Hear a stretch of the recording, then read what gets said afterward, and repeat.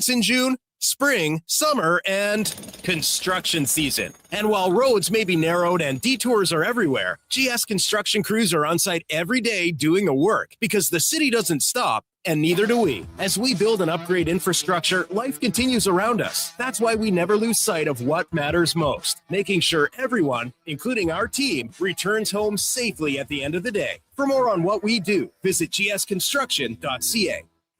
Welcome to the Bro Zone, the ultimate garage setup for checking out the big game. 70-inch TV? Check. Surround sound? Check. Mini fridge fully stocked? A check. But a legendary Bro Zone needs legendary snacks. Wilhauk Beef Jerky. Load up on Alberta's best beef jerky. It's the perfect game day companion when you're watching from the ultimate fan cave. Wilhauk Beef Jerky, because you can't have summer fun with salad. Only available in Leduc. From the first pitch to the final out, catch Toronto Blue Jays baseball games live right here. Don't miss a moment of Blue Jays baseball this season. Sports 1440 is proud to be the home of Blue Jays baseball. At Wendy's, get a 10-piece nugget small combo for just $8.99. That's right, $8.99 for 100% Canadian chicken, plus fries and a drink. That's just good nuggenomics. Only until June 14th. In restaurant at participating Wendy's locations. Taxes extra. Photographers, start your cameras. Vision Credit Union's annual photo contest is back. We're asking you to show us the people, places, and moments that made you glad you chose this rural life. Maybe it's the view from your farm, a walk down Main Street, neighbors pitching in, a weekend at the rodeo, or a sunset down a back road. Share your photo to show why life in rural Alberta is a choice worth celebrating. Enter and vote at whatsyourshare.ca. Donations to the War Amps have a lasting impact on amputees. Today, your support gives them the artificial limbs needed for everyday activities. This helps them prepare for tomorrow on their road to independence. To learn how your donation helps, visit waramps.ca.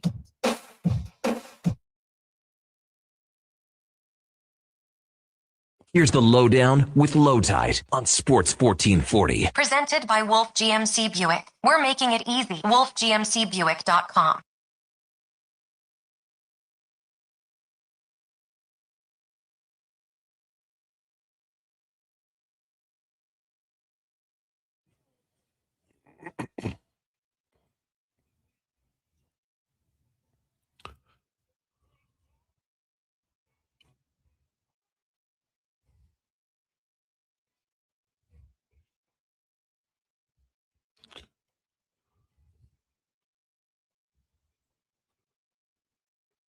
Welcome to the Lowdown. Today's show, Night Nurse.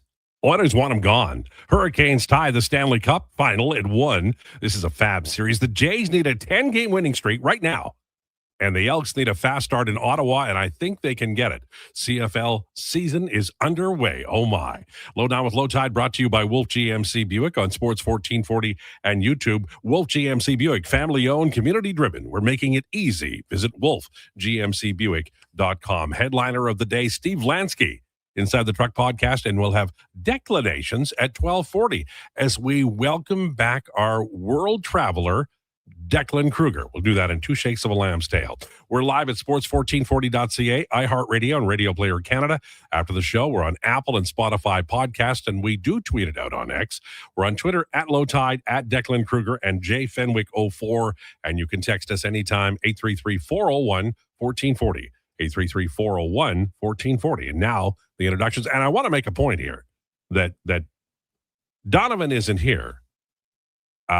And his life was beautiful last night when Vegas scored to send it to overtime, but the analytics demons ruined his evening, and he's not here to talk about it, and I just wanted to honor him by saying I know he'd be spitting expletives right now about the Carolina Hurricanes, and maybe we can talk about that today. All right, it's time for the introductions. He missed the show yesterday. He was too afraid to revisit what he said about Jalen Brunson 48 hours ago. But now we get an opportunity. I talked to Paul Sir. He loves him. Top 5 player in the league. Ladies and gentlemen, Josh Fenwick. Josh Fenwick, everybody. I can't believe Paul said that. I think we're gonna have some discourse tomorrow morning at that's why I set 10 it up. to 12 on Sports 1440 Hoop City with Paul Sir. Yeah, that's why I set it up, because I think that Paul, you are very knowledgeable. Paul also knowledgeable. Yeah, be a good convo. It's going to be David versus Goliath, obviously. Well, I mean, he knows his stuff. He'll hang in there. You'll probably pound him senseless. David won. All right. He was in Italy for 9 work days, and now he's back with a bit of an accent and some new fancy words and a great knowledge of wine. Ladies and gentlemen, it's Declan Krueger. Declan Krueger, welcome back. Thank you. Yeah, anyone who liked the show more while I was away, my apologies. I am back, not going anywhere. Happy to be here. Question quickly, did Paul really say Jalen Brunson was a top 5 player in the NBA? I'd have to go back and listen, but I said, is he top 12 or whatever? He goes, no, I put him in top 10, and then he said, I think top 5. You might have to phone me in for that debate, Josh. I might want a piece of that, but he is a heck of a player. You can have that conversation with him next weekend. But don't you think sometimes, and this is a question I can ask you and take it out of the conversation, because I don't want to misrepresent Paul. Maybe he didn't say that. That's what I heard, and I hear a lot of things, signs, bells, strange noises. But sometimes, and I know he's like a 29-year-old guy, and he's been in the league a lot. But do you think that sometimes when everything hits right and he gets a matchup like this and he looks brilliant, that this kind of adds another, several layers to his career in terms of how we evaluate him and his entirety of his career?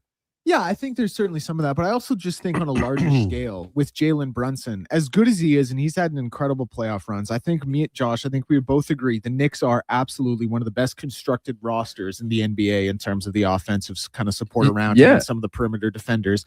And I just think when you're talking about a guy who's top 5 in the NBA, you have to factor in the other side of the basketball. And Jalen Brunson, granted they're up 1-0 in the NBA Finals, but he is a defensive liability, and I just think that has to factor in when we're talking top 5. They're only up 1-0 in the NBA Finals. So you would say top 20? Oh, he definitely. I think he's probably right in that 11 to 12 range. Okay, so he's very good. We could do top 12 and have no problem with it. Yeah, I would agree with that. All right, that's fine. All right, so lots has happened since yesterday. We're going to talk about Stanley Cup Final, NBA Final, CFL opening week, because they're all very interesting. But I want to get to the Darnell Nurse story. No doubt many of you have heard, and many more have read the Mark Spector story that he had out on Sportsnet yesterday. I recommend you go read it if you haven't yet. It's pretty clear in there. There's some quotes from Stan Bowman saying he didn't want to say anything until he had talked to the player. And there were some sources mentioned that, they are definitely rolling forward to this. So I think we can take this story and the way it was written as Oilers are going to do this. This is something that maybe they've talked about. We've heard rumors. And actually, I think it was Elliot Friedman who confirmed there was talk of trade at the deadline and then previously last summer. So this is a situation that may end up happening. Now, where does he go? San Jose gets mentioned a lot. San Jose has some interesting players, but they've got a cat on LTIR at $8 million in Logan Couture. And I'm not saying it's the entirety of the deal, but if the Edmonton Oilers were looking at getting the opportunity to have $8 million that they could place on LTIR and then use that money this summer via trade or free agency, that kind of sets it up in an interesting way. So I think we can establish today and say without fear, the Oilers plan on going ahead. Darnell Nurse has not given his, check mark to say I'm waiving it, and that San Jose makes sense from the point of view of dealing off a player and then getting cap space. Thoughts on that from either of you gentlemen? Do you like the way I've rolled it out, or would you like to make some changes, or do you just reject it simply because you were in Italy 24 hours ago and you're just tired? I'll lead this one off. Dex sort of pointed at me. We had this topic for in or out that 24 today. hours ago in Italy thing was accurate, so I'm glad you lead this one off. Yeah. I had this topic for in or out today because I produced it, just so everyone knows. It was well done, then. Thank you. Yeah, I know you didn't listen. No. I said that trading Darnell Nurse, if you re-sign Connor Murphy, is a mistake. Now, I know I was quite headstrong all year on the Oilers should get out of the Darnell Nurse business. I think those are the exact words I used. But with Murphy, he really turned it on because you basically, you got 2 players. If you sign Connor Murphy, you get 2 players back. And then on top of it, Darnell Nurse does not miss games. He's a good skater. He doesn't miss games.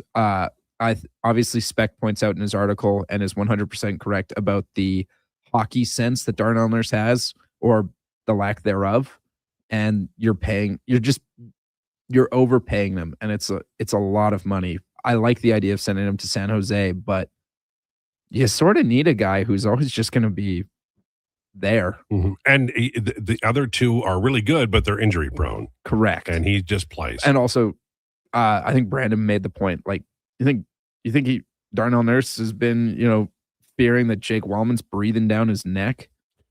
Well, here's the thing. I'll push back on that. I don't push back on the sentiment, but I have seen so many times where a general manager acquires somebody, i.e. Jake Wallman, and they evaluate them higher than the incumbent who was there when they arrived. I'm not saying it's right, but I think that Stan Bowman may think more highly of Jake Wallman than a lot of Oilers fans. If that's the truth, then Stan Bowman is an idiot. Well, because Jake Wallman doesn't stay on the ice. He's always injured. I understand that, and I agree with you. I understand. But I'm telling you what general managers generally do. They prefer their own guys that they bring in. Declan, your comments? Yeah, I just think it's in regard to it being an overall story, it's time. Like, we touched on it.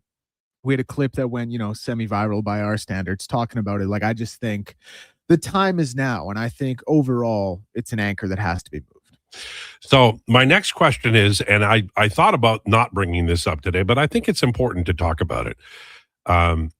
Let's say we all agree that trading Nurse for LTIR $8 million is a really good idea. You're getting rid of 9.25. There's $8 million to LTIR. There's another 1.25 million you can work with. You can sign guys. There's overpriced players who you can get for 30 cents on the dollar elsewhere. But here's the problem. And I have a hard time doing this because based on what we know this summer, Stan Bowman does value analytics, and we know Michael Parkatti. I know Michael Parkatti is a really smart guy. So I don't want to overstate this.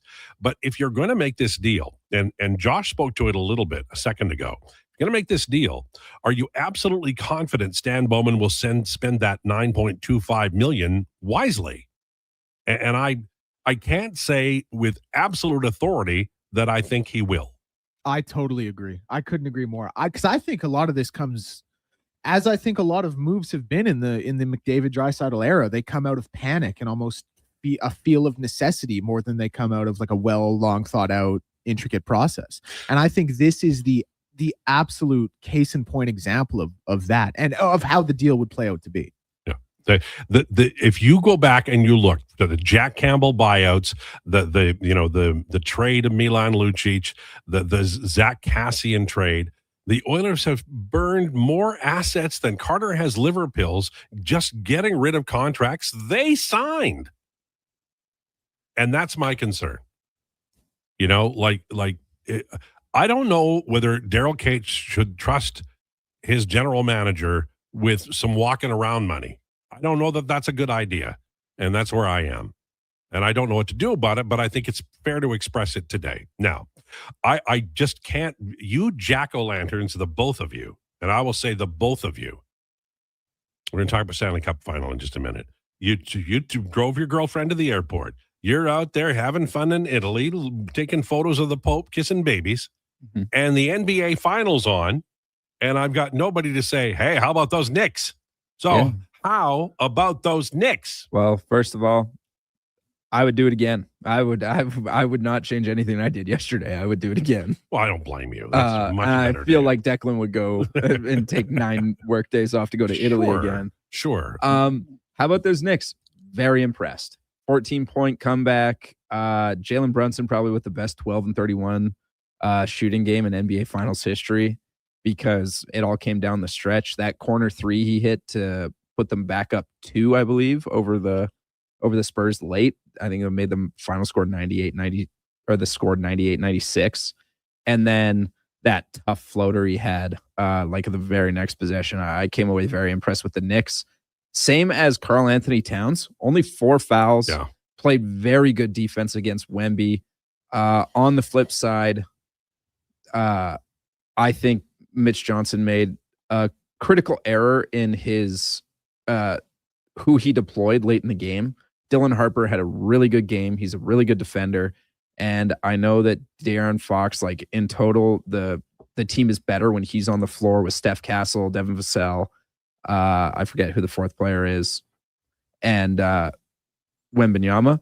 But at that point in the game, you need to bring in Dylan Harper because he was better than De'Aaron Fox was, and they didn't. And De'Aaron Fox didn't do anything to help in the fourth quarter. He actually only did things that hurt them. 2 turnovers, no points, no assists, no boards. Declan. Yeah. I said this, and I don't love, bringing things up where I give myself credit because I probably do that enough. Well, none of us are going to do it, so you better. Well, yeah, that's a good point. I spent really the last couple of years saying I don't think the Knicks can win a championship. I think they can get there, but I don't think they can win a championship. But then this year, Josh, I remember we had the conversation on air where I said I'm starting to change my mind where I believe they actually can. And now they go and they win game 1 of the Stanley Cup Finals. And I still think they have too many deficiencies defensively to win the series. And I still think San Antonio is going to come back and win it. But if the Knicks go through and win the NBA Finals, we can't do it. All we can do is say, yes, they've earned it every single step of the way. Oh, and by the way, they've been dominant every single step of the way. So then it kind of shifts your thinking about how basketball teams are constructed to hey, do we just get guys? Do we just have your 2 offensive studs who can't do anything defensively and let your role players just defend on the perimeter and have someone come off the bench and protect the rim and like a Mitch Robinson?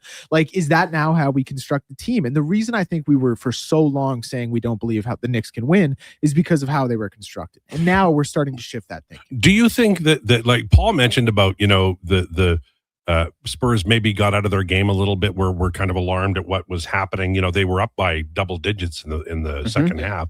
And maybe they just need to settle down a little bit. Do you think either of you that's maybe the story here where the Knicks were, locked and loaded for, the entirety of the game and maybe a younger team, although very talented, maybe lost just a little bit of wobble there in the second half? Yeah, I made this point with Paul, I think last weekend, maybe 2 weekends ago, but I think last weekend about when the Spurs are up like that and they start to flounder and they're giving up stuff, who they need to check in is Harrison Barnes. Now, he's old. He's not as talented as he is anymore, but this is a guy who won a championship, was on the best regular season team of all time. Granted, he has now lost 4 straight finals games.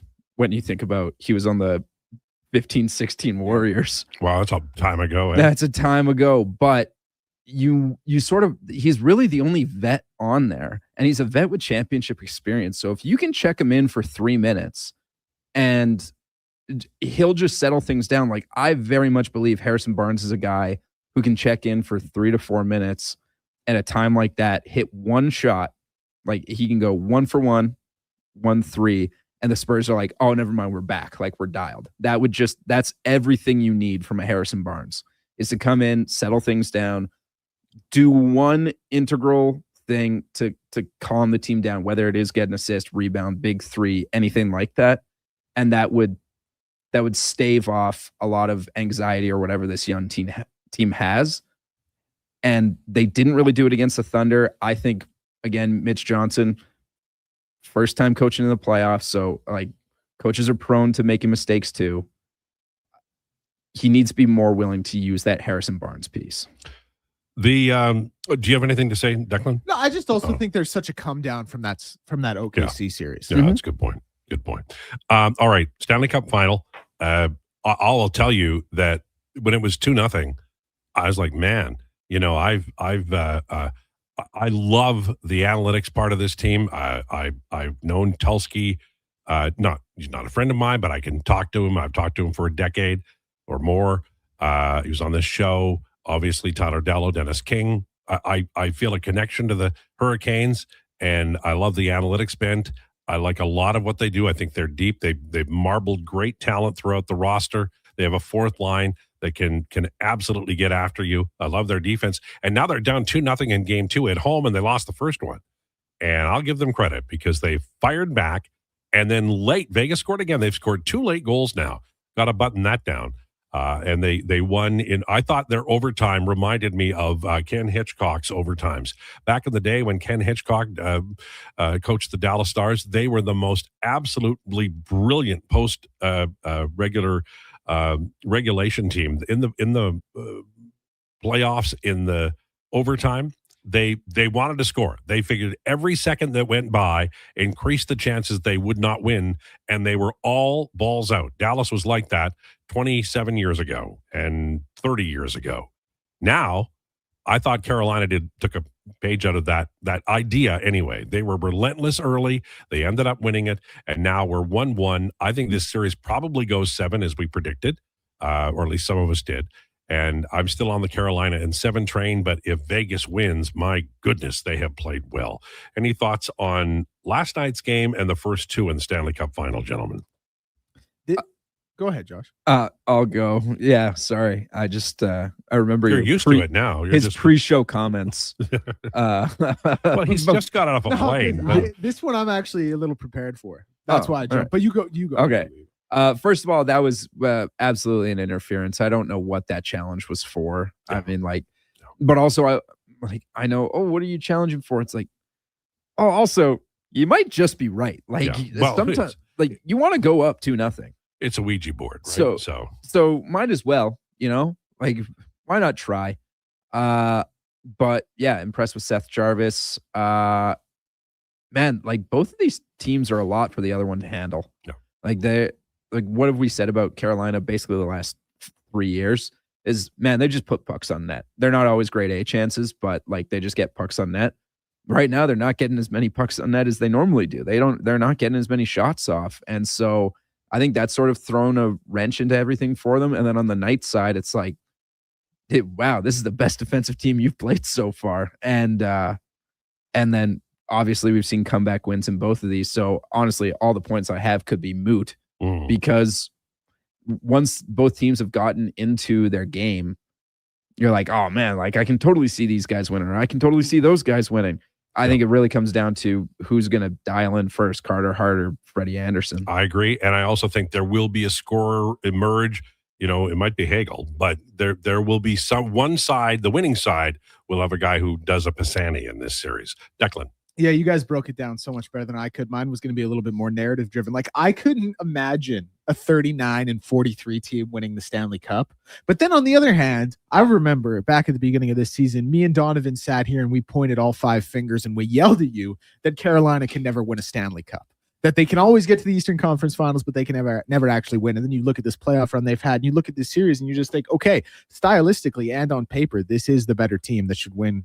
Probably going away. Obviously, hasn't worked out that far, and it's taking a comeback to even the series. I just think Carolina, the talent level should supersede how hard Vegas plays. Because I think they always say hard work beats talent when talent doesn't work hard. But when talent works hard as well, I think it shouldn't be a contest. And Carolina, for as talented as they are, even though they're lacking that superstar, we know that they are a team who is I know they're analytically driven. I know, but the way they roll 4 lines and they put their nose down and they go. And so, yeah, I don't think I really have a point to wrap that up. But one thing I will say on the Vegas side is I grew up watching the Montreal Canadiens, and the Montreal Canadiens had every forward had a way of forechecking and getting just a piece of the puck on the forecheck. You're making a cross-ice pass, and Chuck Lefley or Jacques Lemaire or Peter Mahovlich, one of those cats was going to get a piece of the puck, and now all of a sudden it's a turnover, and they created mountains of offense from that simple dedication to turning pucks over. And guess what? Vegas does that. Vegas is so good at it, and they're great at passing. So as much as I have picked Carolina, and I won't back off of that, you can see also why Vegas is here. And I don't think we should ever call the Pacific Division pillow soft as long as Vegas is in it ever again. Even though they didn't have a great regular season. Can. They were soft all year. No, they didn't have goaltending, and now they're getting goaltending. Same goaltender. Okay, is he playing better now? Yeah, he's playing better now. But at the time, comments absolutely warranted. Well, I'll tell you what, the Pacific Division could win the Stanley Cup, and that does count for something. CFL regular season, we're going to get to it, I promise. We just have to take a break. We'll talk about it during rumors. Declinations coming up at 12:40. Your first day back, what's it going to be, boy? Yeah, so this is going to be the last declinations before the World Cup begins. Oh. So Josh and I are going to be giving our 5 favorites and a player to watch on each team. Oh, I like it. That's timely and exceptional. I'm looking forward to it. Is one of them Italy? It is not. Oh, they did not make the World Cup. That's your breaking news, right? That they did make the World Cup? Do you remember Wanek? No. Did he take it badly? Oh my God! It was months that he just pouted the whole time. Isn't he Ukrainian? No, he's Italian and Ukrainian. Oh, okay. But when a He World could Cup, be upset about both. I think a World Cup he cheers for both. I believe he does. Anyway, I don't know. I don't know Iwanek. all right. Never heard of him. All right. Steve Lansky is from Inside the Truck podcast. He'll be here at 1 o'clock today. We have rumors on the way next. Lowdown with Lowetide on Sports 1440 and on YouTube. And we're brought to you by Wolf GMC Buick. Mr. Rooter buries evidence in the desert. I didn't mean to do it. I was forced into it. Yeah, forced. But now...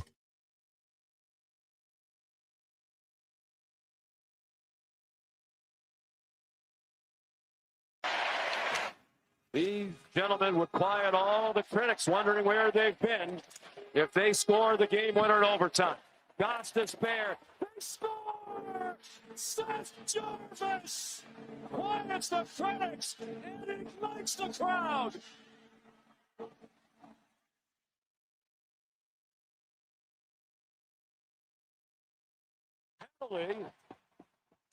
Here's Howden at even strength. And he scores! Brett Howden again! It's around the right foot of Freddie Anderson. Man, what an unbelievable play. Twice we've seen the strength of Howden. Once he shoved aside Walker. Here he protects the puck on one of the game's best in Jacob Slavin.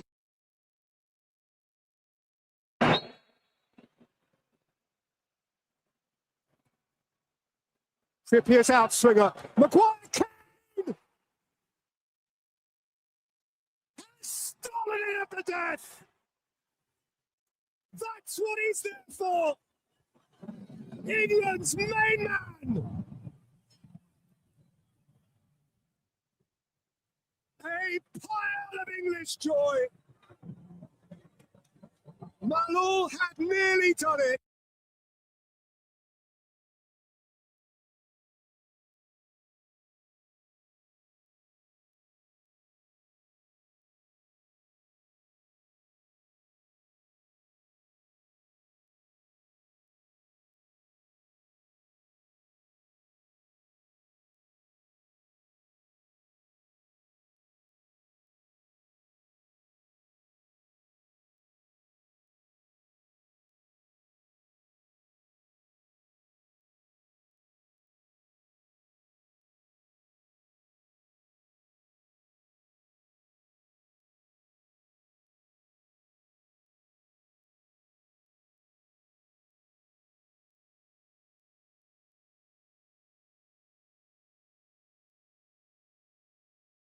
Breaking down the fine art of sports. One rep at a time. The Lowdown with Lowetide. Thanks for checking out Sports 1440. Presented by Wolf GMC Buick. We're making it easy. WolfGMCBuick.com.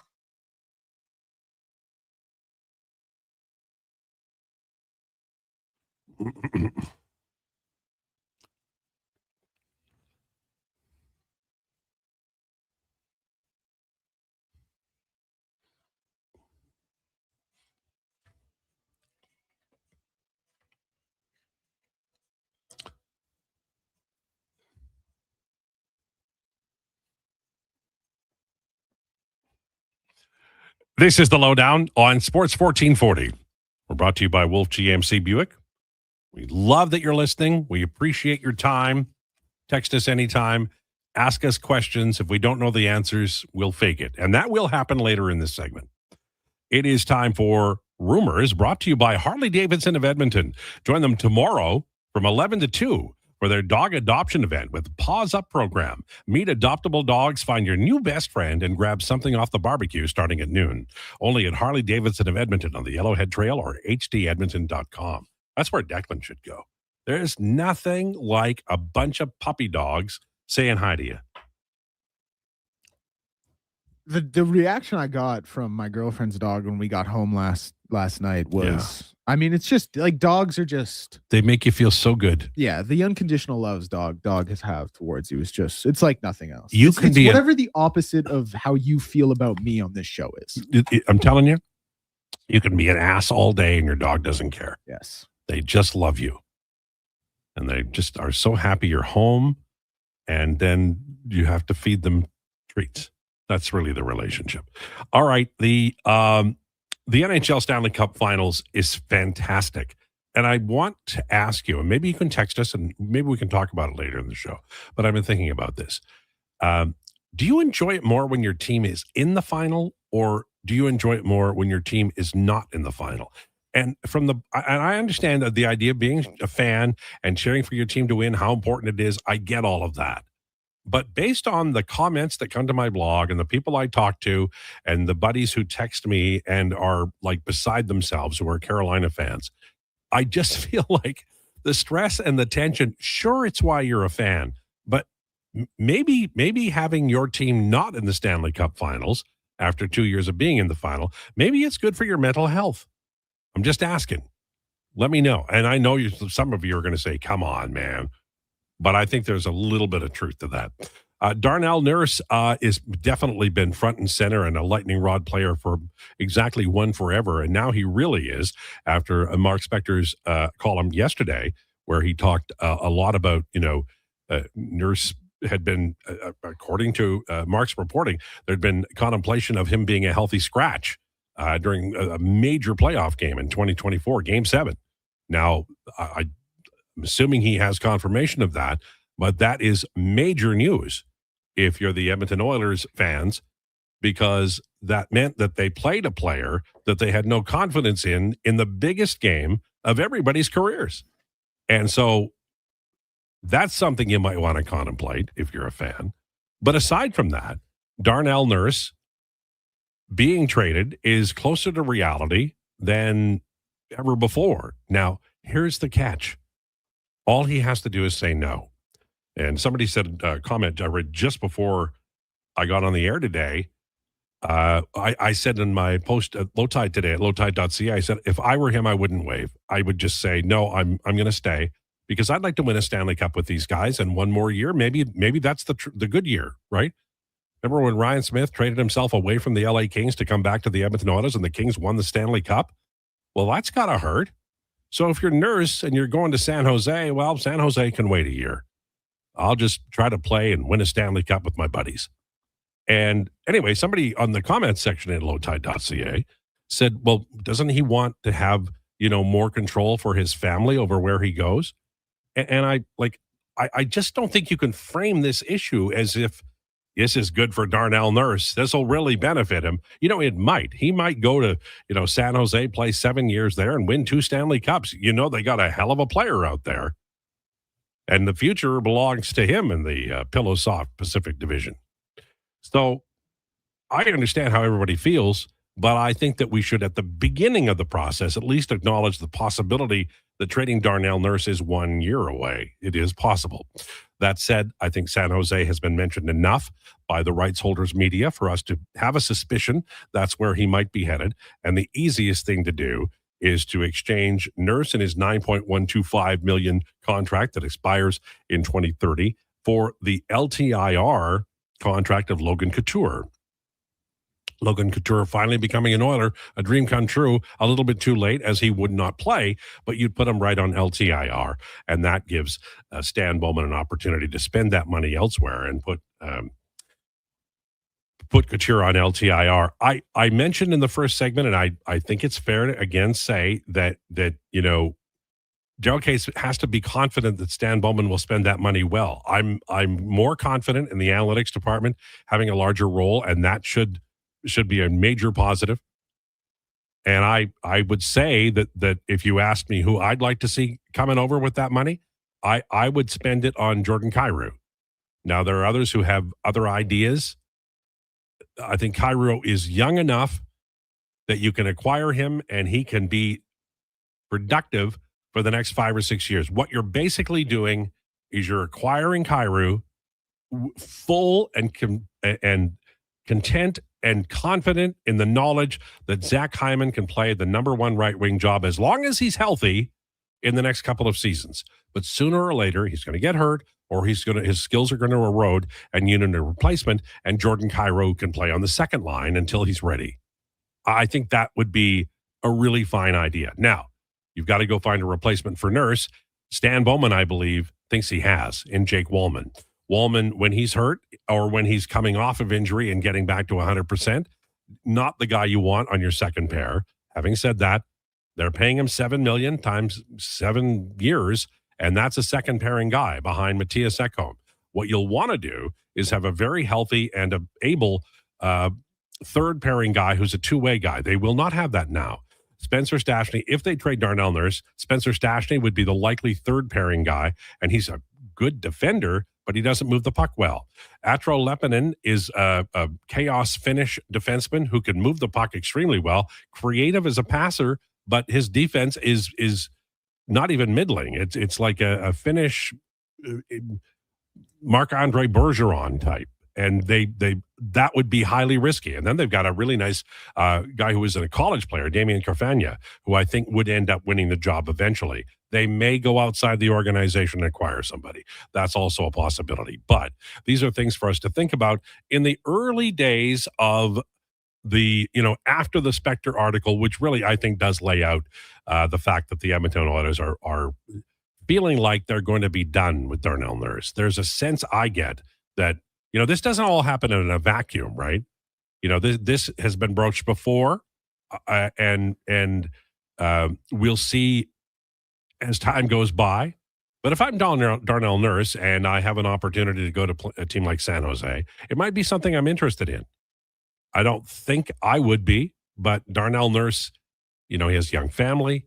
Maybe there's thoughts about where he would like to, raise that family. All of those things could come true. And, Toronto's also a team he could get traded to. Montreal Canadiens' Cole Caulfield has won the Lady Byng Memorial Trophy. I think that the Montreal Canadiens had a great year. Obviously, awards should be sent their way. And I think this is a great choice. Nick Suzuki has won the Selke Trophy. This is a guy who is a leader. I love his game. I feel like they have a throwback, modern Pierre Mondu who's staying healthy in Suzuki. And for him to win that award, as I said, long overdue. And I'm really happy about it. I genuinely am happy. I know I'm not a Montreal Canadiens fan. I think I've proven that to you, but I'm happy for that. That's a guy who deserved and earned the opportunity. Any thoughts on those awards, guys? Were you surprised by either? I mean, the Selke is I think Leon was 34th. The Oilers don't He's really. the T35th. Oh, 34th was Blake Coleman. Okay. Oh, there we go. So the Oilers they don't have a stack 'em and rack 'em group of defensive forwards, but any thoughts on Suzuki winning it or the Oilers not being on page one of the awards voting?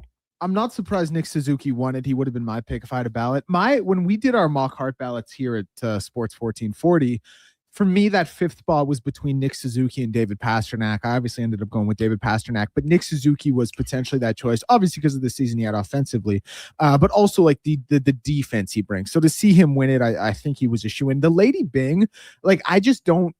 I don't know how to qualify. You don't care. That. Yeah. First of It's all, the that award. let's be real and let's be respectful. Like the Lady Byng, when I'm talking about Hearts, I'm talking about Norris's, I'm talking about Vez. I'm not talking about the Lady Byng in the same vein.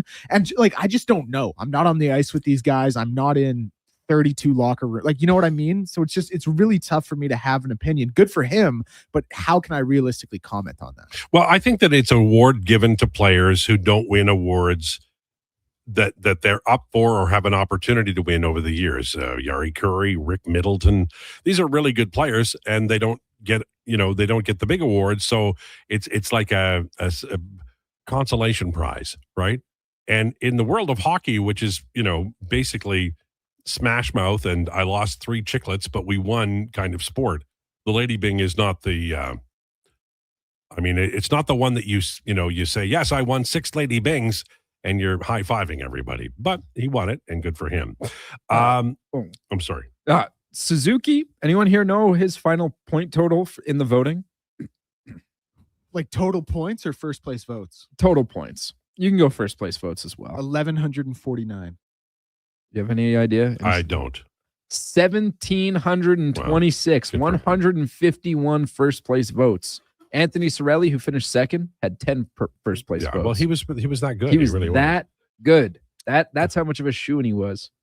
In baseball, Aaron Judge has been diagnosed with a rib stress fracture. He'll be out for 4 to 6 weeks. That hurts the Yankees, who have been rolling, but it's helpful to the Jays. By the way, Jays won yesterday, and Tampa Bay, who leads the division, are also falling off. These are all good things. They just need a small 10-game winning streak, as our friend Tyler Uremchuk says many times. In the NBA, Wemby says, we know we're not here by chance. We've been through some weird situations or whatever. It's reassuring to know that these guys, the 18 guys we've got, are built this way. They are resilient. Sounds like they're ready and willing and able. I'll ask both of you, do you expect the series to be tied 1 apiece after game 2? I do, yeah. Yeah, I do as well. I'd be pretty surprised if it's not tied 1-1. And here, I'll actually take it a step farther, guys. Josh, I'll see if you agree with this or not. I think if the Knicks win tonight, it's over. Yeah, all right, dude. Whatever you say. Listen, 2-0, 2 wins on the road. I will tell you. The Spurs are going to have to go on a 4-1 run in the next 5 against a team they'll be down 0-2 against with the home court now. Like, that's a really tough mountain to overcome in the NBA Finals. Yeah, even if the Knicks go up 2-0, I have a very hard time in most cases saying, oh, it's over. Last time I remember someone saying, oh, this series, it's 2-0, it's over. Barring our own conversations, because I can't remember them myself, it was Stephen A. Smith in 2019 in the Eastern Conference Finals. Well, he's never wrong. Bucks go up 2-0. He says, this series is over. Might as well just shoo him into the finals. Anyone remember what happened that year? Raptors win the finals. Just so you know, they were down 2-0 to the Bucks. It's not impossible. I think the Spurs win tonight. I think they have a big comeback game here, because in historically speaking and data driven wise, when the away team wins game 1, it is more likely that they get pumped in game 2 by the home team. It's just sort of the way it works, unless the Knicks come out firing, which they might. In the NBA and the NFL, Bears are moving from their historic field to it's 102 years they've been at Soldier Field, either Hammond, Illinois, or Arlington Heights, Illinois, and that's the end of an era, no doubt about that. I mean, for me, the highlight of the Bears in my lifetime was Walter Payton and Fridge Perry and winning that fantastic Super Bowl. I don't remember the score; it was like 44-0 or something, but they were absolute fire that year. Galt, Singletary, they had so many great football players on that team. Yeah, great defensive teams. Those Bears teams were. Walter Payton, some of the best footwork in He's amazing. NFL history for a running back. Like, unreal player. You know what he used to do to keep in shape during the offseason? Please tell me. There was a giant straight up hill behind his house, and he would hire high school kids to push him to run up that hill. Interesting. Craziness, man. That's kind of wild. Yeah. My uncle used to rent the same, according to my mom, he would rent the same like Walter Payton highlight tape from Blockbuster or wherever. And he played running back in high school with Mark Killam, actually. Oh, cool. But he would rewind the tape and watch Walter Payton and practice like the footwork and stuff he would do. And my mom would sit there and laugh at him. And then she said, yeah, and then I went to his football game and I watched him do it. And it was the craziest thing I've ever seen in my entire life. There you go. That's why you kids out there, you study and watch. All right, very quickly, we were late for the declinations. I'll take 2 shakes to say this. Elks play this weekend. It's against Ottawa, who are not a strong team. They got to get off to a great start. Are you picking a win for the Elks? I am. Are either of you? I'm taking a win. The Red Blacks, I think, are going to be the worst team in the league this year. Declan? Yeah, I'm taking a win as well. I actually think the Red Blacks had a good free agency. I still think the Red Blacks and the Argos should be competing for the worst team in the CFL. And here's the Elks, you need to win it. Yeah. You got to get off. You need to win it. It'll be their first win to start the season in a decade. But for first win in the first half. This decade. All right. On the way, it's Declinations. This is the Lowdown with Lowetide, brought to you by Wolf GMC Buick. You don't just need property services. You need problems handled. Hire Good provides cleanup, debris removal, site monitoring, and safety attendance across Edmonton. We reduce issues on your property, keep spaces safe, and take pressure off your team. We resolve real problems for businesses while creating real impact. Because our team Back to the is Edmund built on Fitzgerald. There's second another great chances, and they weekend show song. up every day ready to prove it. Visit hiregood.ca or call and mention Jason Krueger for a first-time discount. Hire Good. Stable jobs create stable lives. Air conditioning from Legacy Heating and Cooling is like a country love song because you always know exactly what you're getting. Cause girl, you're hotter than Tennessee, cooler than Legacy's AC, blowing that southern breeze over me. Wheat fields, cold beer, pickup trucks, John Deere. You see, Legacy is that predictable because Legacy always has AC in stock and will install it faster than a truck burning down a back road. Plus, no interest and no payments for 1 year. That's how you lasso your Legacy. Legacy Heating and Cooling. The longest running basketball show in Canada airs every Saturday morning at 10 on Sports 1440. Hoop City with Paul Sir introduces a new generation of basketball talk, and it's right here on Edmonton's home for sports, Sports 1440. Bashaw Concrete Products. From concrete and septic tanks to blocks, precast water pads, Jersey barriers and aggregates. Farmers, contractors, homeowners. Plan your next project at BashawConcrete.com. Family owned, over 60 years pouring. Bashaw Concrete Products. Once again, start here. BashawConcrete.com. Cougar Creek Golf Resort is only minutes from Edmonton, so it's incredibly easy to fit in the perfect summer game anytime. Enjoy our championship-length golf course, surrounded by trees and rolling terrain. Book a tee time today. Go to CougarCreekGolf.com.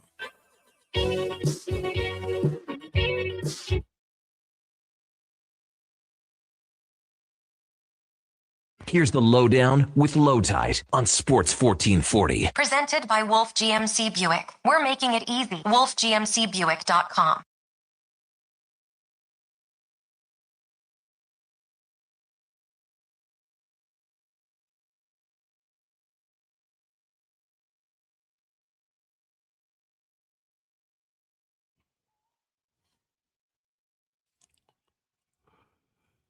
Lowdown with Lowetide on Sports 1440 for Wolf GMC Buick. Check them out at wolfgmcbuick.com. It's Friday, a nice day.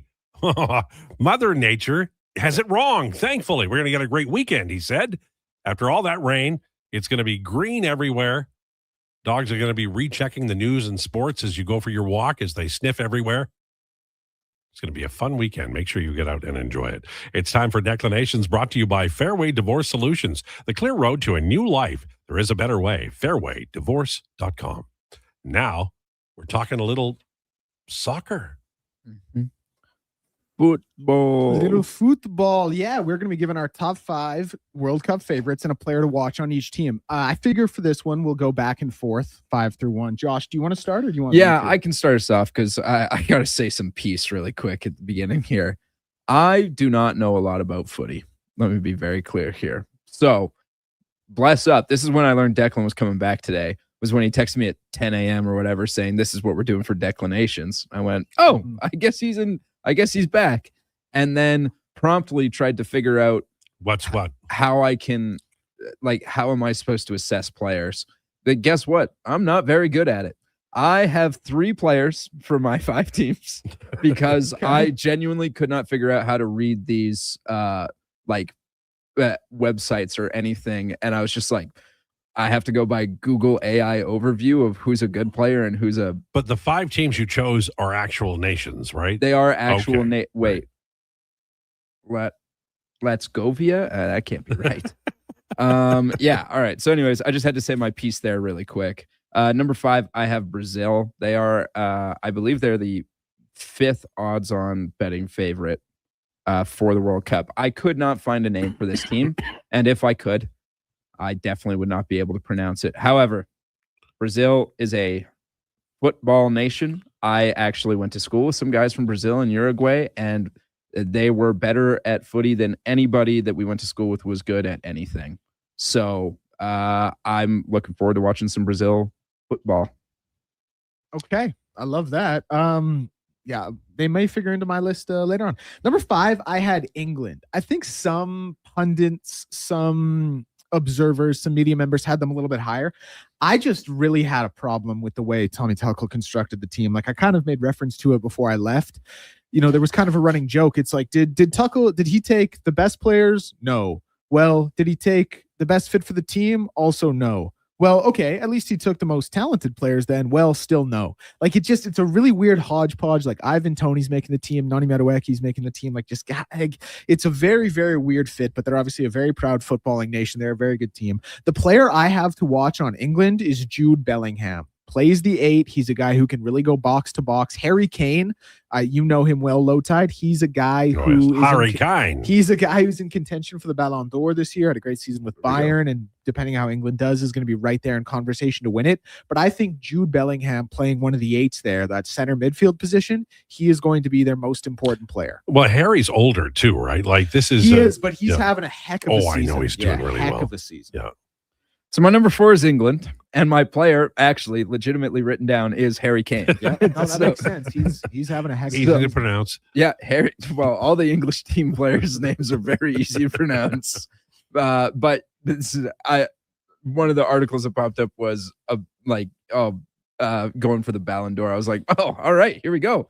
This seems like a guy to put down. I actually know what the Ballon d'Or is, sort of. So, yeah, England. Again, talk about another footy nation. I think they are the 3rd odds-on favorite to win the World Cup. But there's penalty kicks, so they won't win.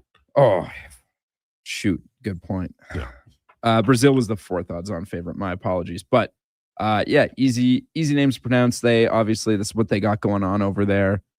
Trained professionals. It's sort of like watching Canada play hockey, Just like that seems right. Like they would be good at this. They really should. I think 66 was the only time they won the World Cup. They should have more World Cup victories. It's sort of hard to win the World Cup. Yeah, but I think only 8 or 9 nations have ever won it. Well, that's because Argentina keeps getting in the way. Not recently, except for 4 years ago. Except for the last one. Except for 4 years ago. But before that. Yeah, I think it was 86 they won. That was their last one before the last year. Or last tournament. Anyways, yeah, for England. At number 4, I have Germany. Jamal Musiala is my player to watch. Some talk about Florian Wirtz as well. He's a very strong player. But again, one of the best attacking midfielders in the world. That's, for anyone who doesn't know or does know, that's the number 10 generally when you're talking about numbers. There's 7.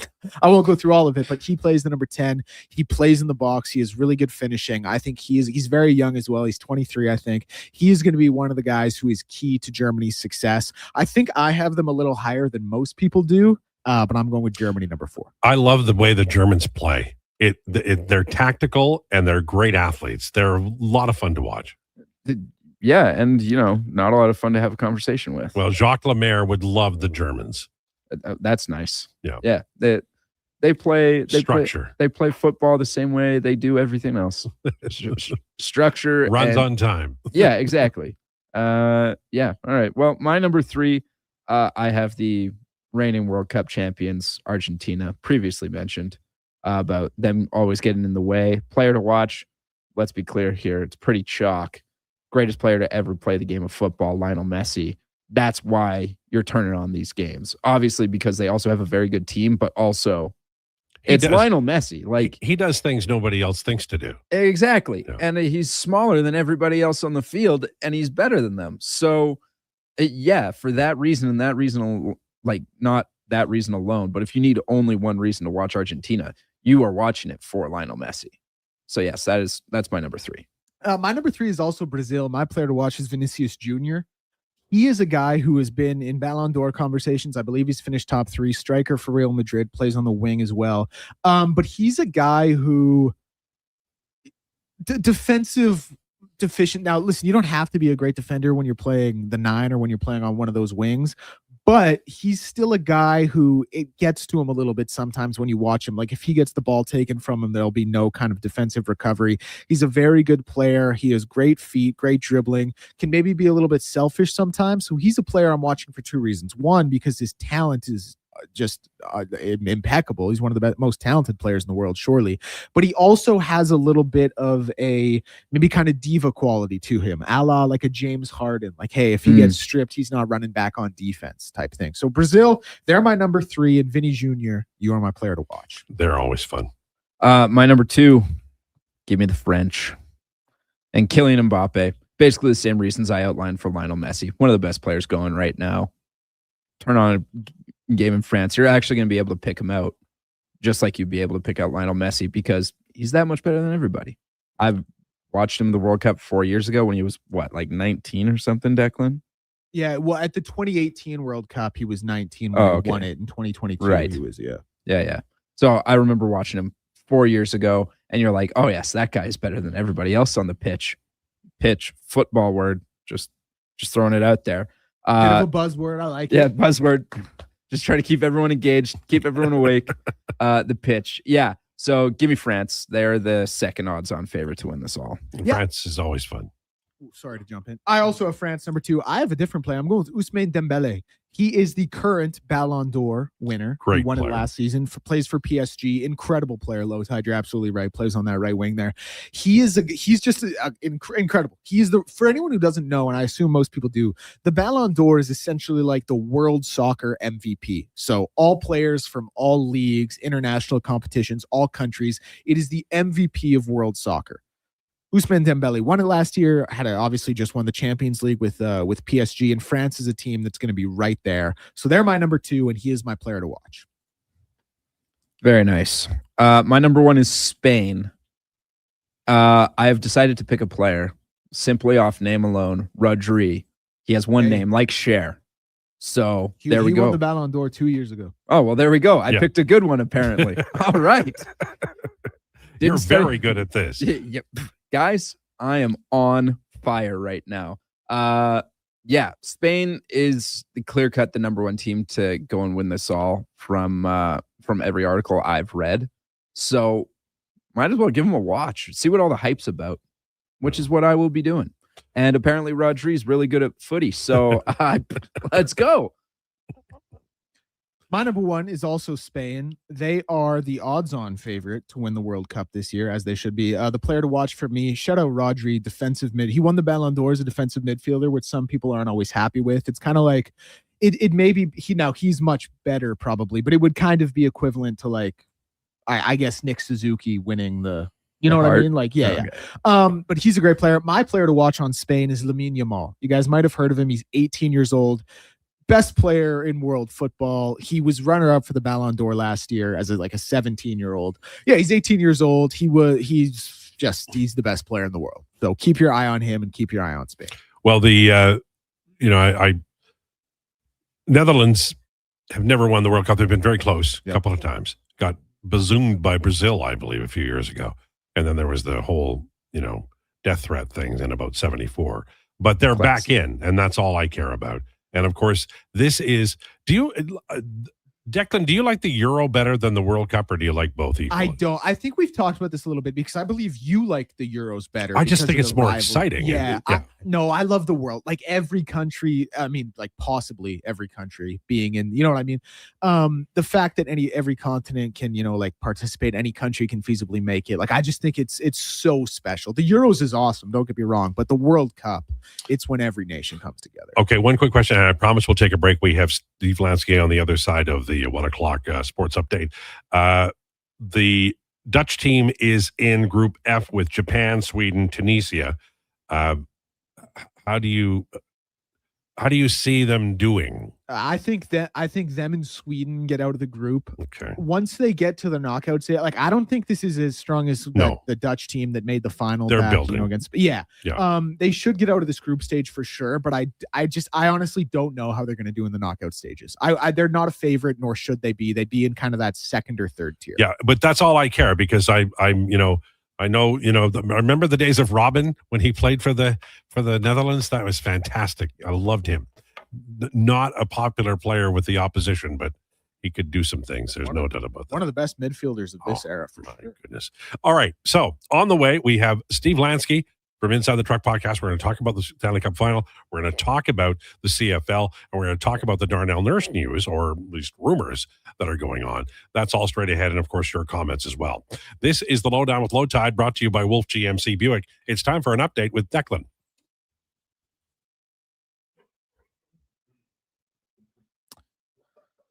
Brought to you by Elks Nation. For the best Elks coverage year-round with podcasts and articles, go to elksnation.ca. Player interviews, game analysis, and more. The best green and gold coverage online, elksnation.ca. NBA Finals Game 2 tonight between New York and San Antonio. A 6:30 p.m. tip for that one. Stanley Cup Finals will resume tomorrow at 6.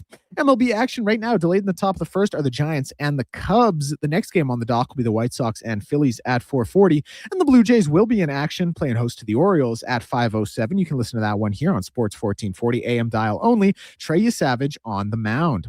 CFL Week 1 rolling on tonight. Winnipeg and Calgary with 7 p.m. kickoff. And tomorrow at 5, Edmonton and Ottawa in Game 1 of the season for both clubs. Sasha Zverev and Francisco Caboli won their semifinal matches. Caboli in a walkover, and they will meet in the French Open final on Sunday morning. News around the sporting world is Nick Suzuki has won the Selke Trophy, and Cole Caulfield has won the Lady Byng. Also in the sporting world, Braden McNabb's status unclear after taking the puck to the face in last night's game. And the OHL Bulldogs have hired Michael Babcock, the son of Mike, as their next head coach. I'm Declan Krueger. This has been a Sports 1440 update.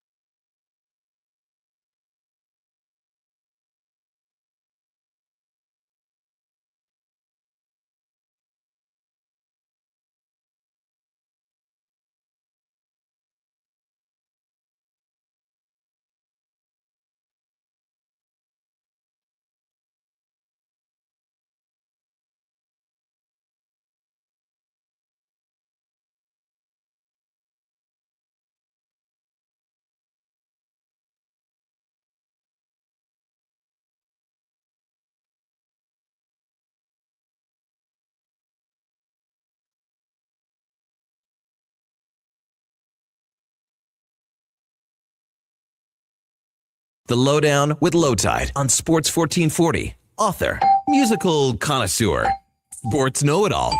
Yes, a man for all seasons. Presented by Wolf GMC Buick. We're making it easy. WolfGMCBuick.com.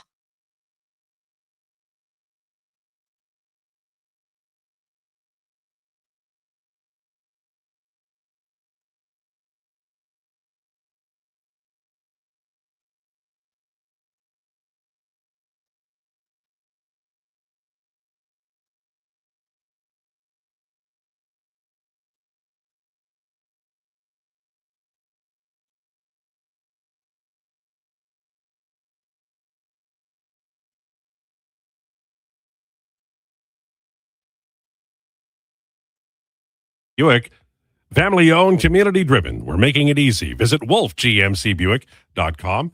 Friday at 1 o'clock means our dear friend Steve Lansky, who used to have hair that was a different color, but he's smarter now, and he no longer worries about people being offended by what he said, although he never really did.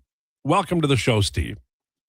Thank you, sir. I'm thinking of going blonde this summer, just so you know. Oh, wow. Really, eh? Yeah.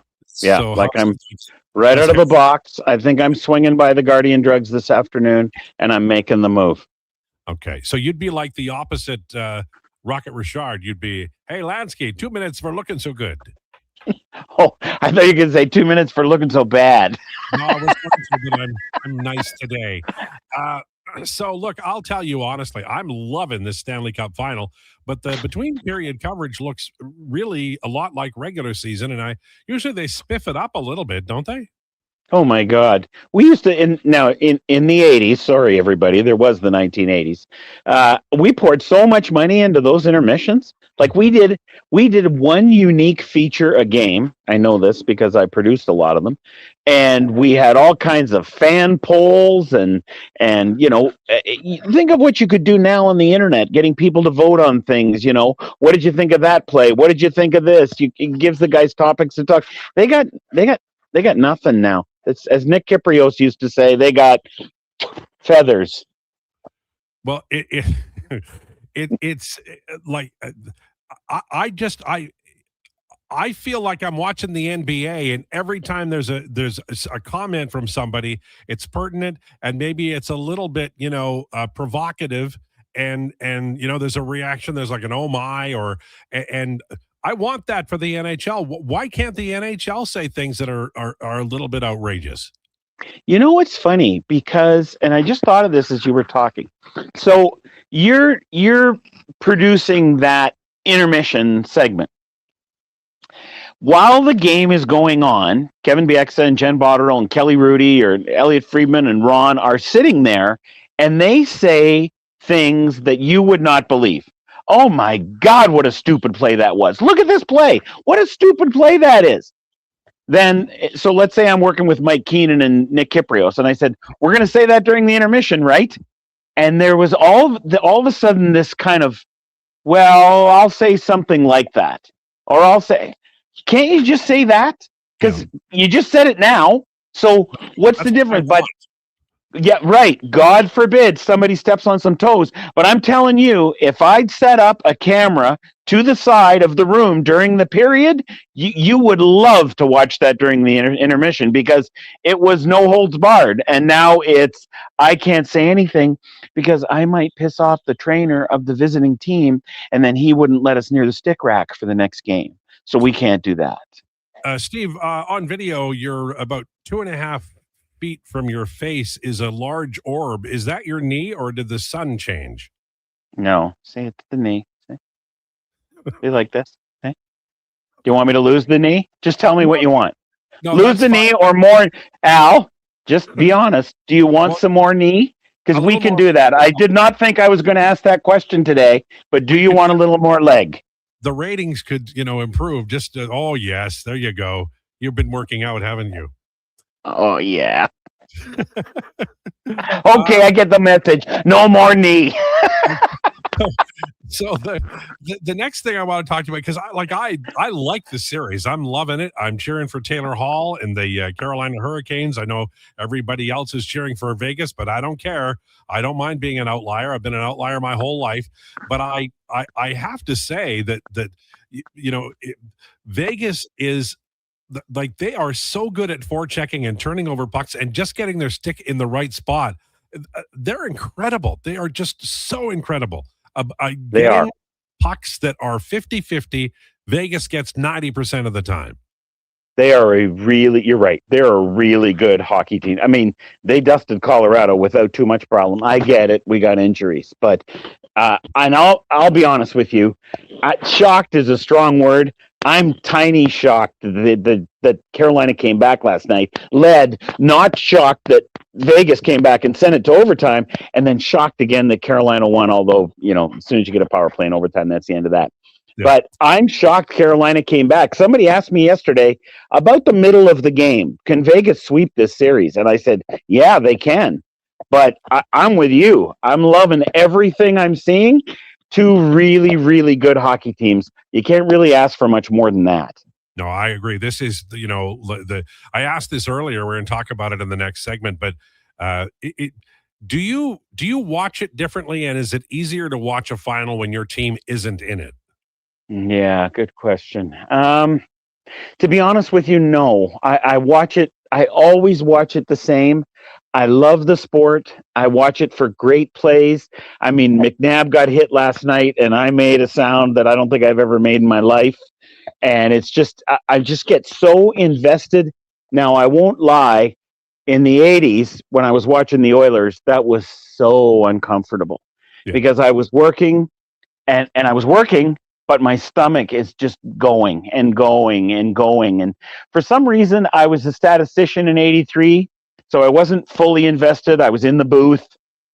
I was working hard, but you take whatever you get. And quite frankly, I think they were a bit outmatched by those Islanders in 83, which became obvious as the series moved along. But in 84, holy cow, after that 1-0 game that you and I have talked about, they were right in it. And my nerves were jangled for the whole series.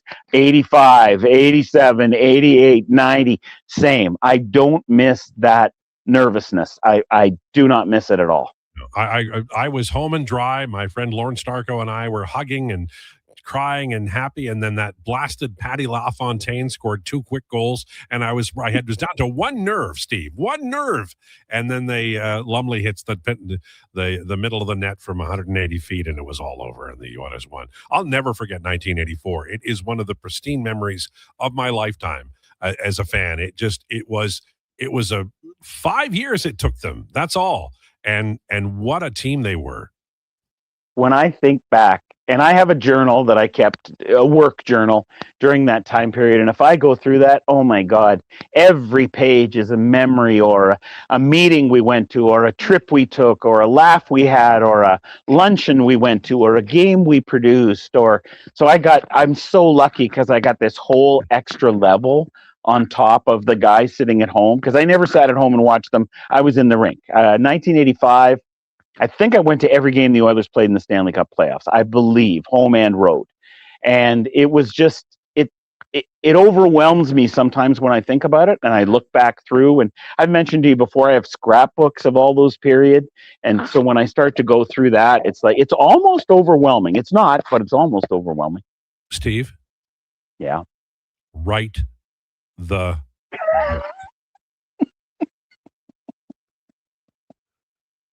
okay. Just do me a favor. I'll write the book. I Appreciate promise. It. I will go to bookstores on weekends and tell people to buy it until I get punted out of the bookstore. And what would be in it? Just like behind the scenes stuff, or just like everything? You could, I mean, based on you're a very talented writer, so I'm sure that the stuff you wrote back in the 80s would suffice, but you could, perk it up by giving context. But I mean, the things that are important are those moments, right? Like, it all goes by in the wink of an eye, from a fan point of view. I would love to know, like you talk about Mike Keenan a lot, about when he first got into the booth, you were like, okay, here we go. And then he shied away from being controversial. I bet the journal entries on that are pretty spicy, Steve. I actually wrote a summary every week and gave it to Mike of things that I liked that he did and things that he could do a little better, because he lived up in Midland, Ontario, and he would just come in for the games and then he'd go back to the Keenan compound in Midland. And I would say to him, here's what you did last week that I liked. Here's what we got to change here. Here's what we got to change here. And he was very receptive until he got on the air. And I think I've told you, I said to him one day, "What's the deal, dude?" And he goes, "I still want to work. I still want to work in the league."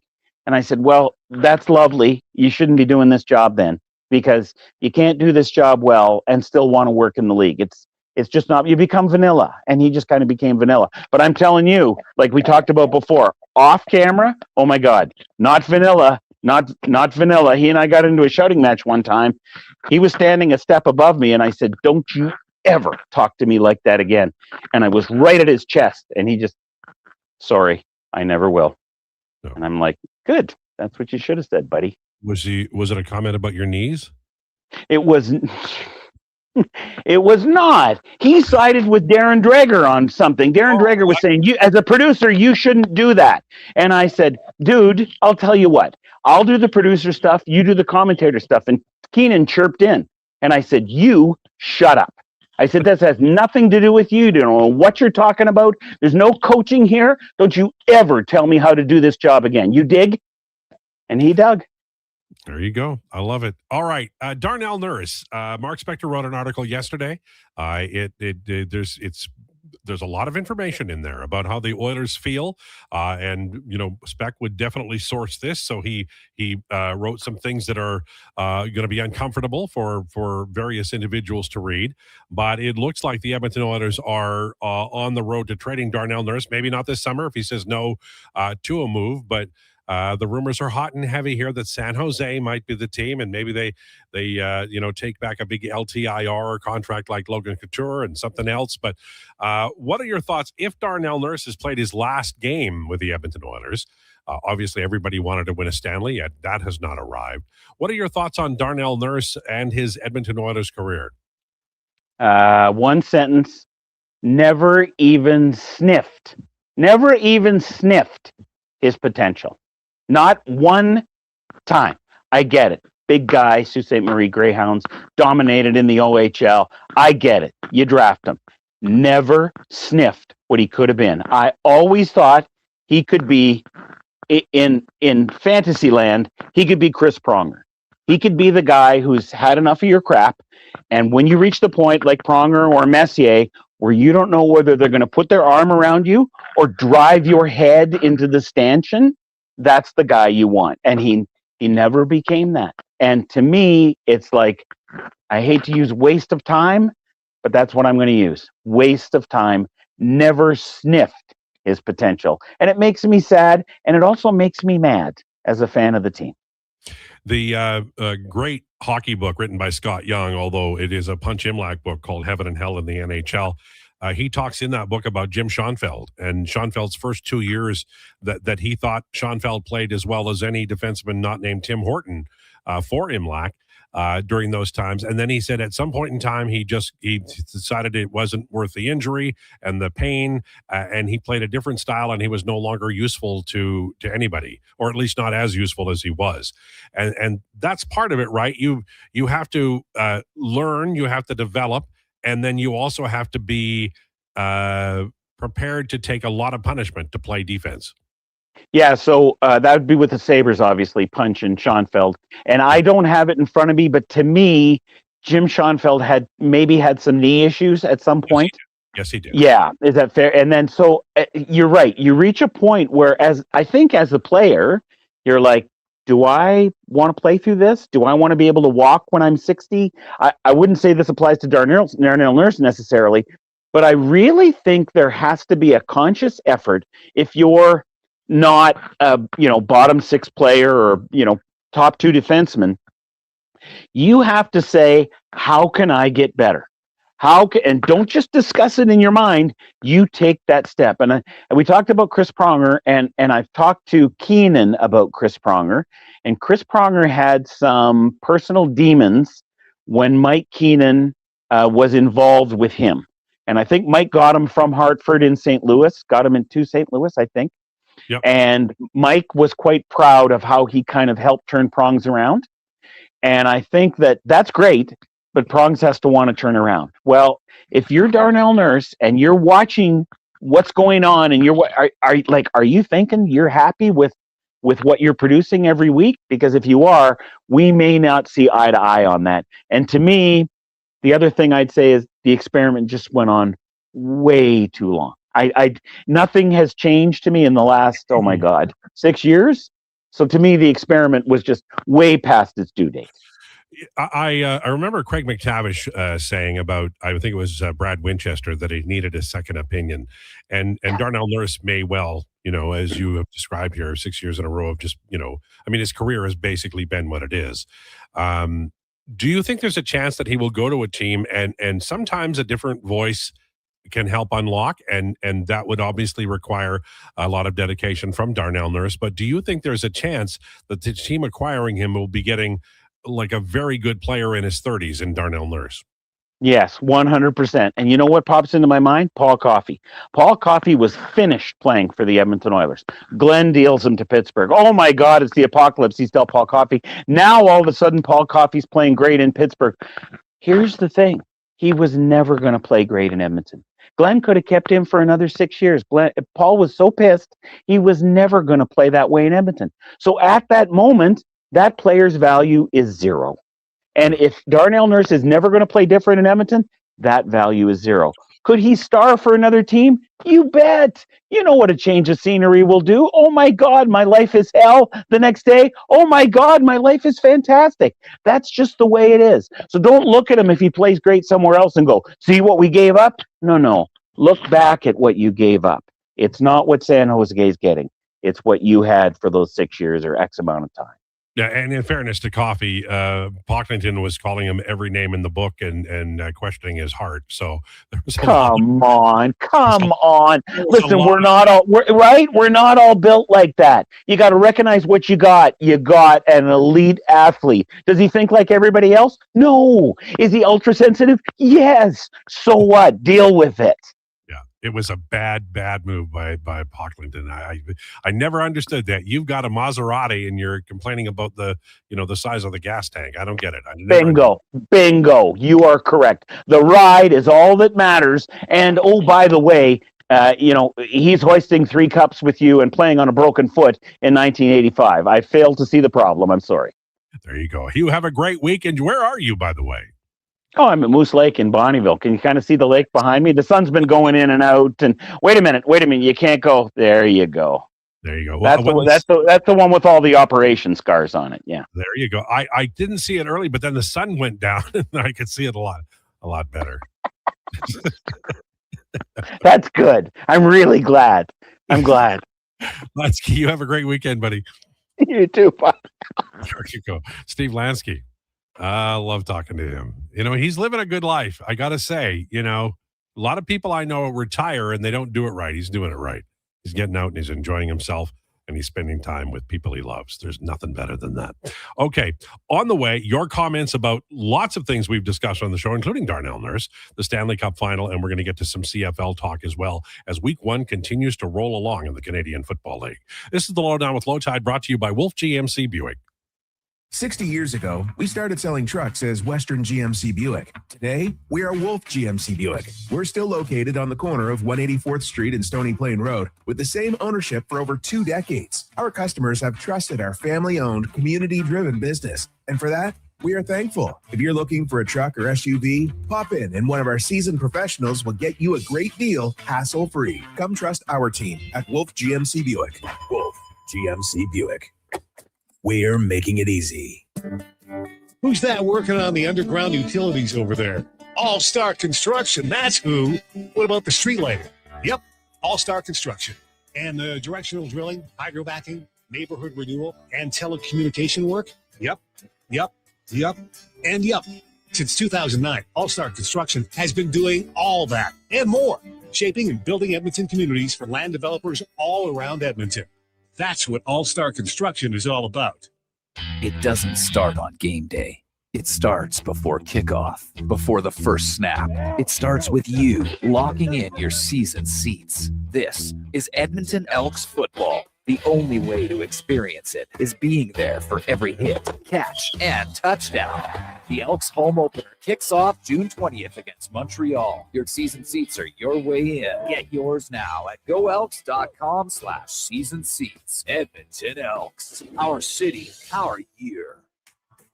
Attention Alberta construction pros. For over 50 years, Jaffa Equipment Rentals has been your go-to for top-notch equipment and stellar service. Whether you need rentals or expert maintenance, we've got you covered. Stop by our Edmonton or Calgary locations today. The longest running basketball show in Canada airs every Saturday morning at 10 on Sports 1440. Hoop City with Paul Sir introduces a new generation of basketball talk, and it's right here on Edmonton's home for sports, Sports 1440. Hey there, I'm in the Fountain Tire sidecar, making a list of the things I'm doing this spring. 1. Saving you money, with up to 20% off select tires until June 13th. 2. Water skiing, tricky in a sidecar, but fun. And 3, saving you more money with mail-in rebates of up to $100 off a set of 4 select tires and $50 off a $150 service with the purchase of 4 select tires. Oh, that's 4 things. Oh well, restrictions apply. Book online at fountaintire.com. Fountain Tire. We're on this road together, Canada. At Wendy's, get a 10-piece nugget small combo for just $8.99. That's right, $8.99 for 100% Canadian chicken, plus fries and a drink. That's just good nuggenomics.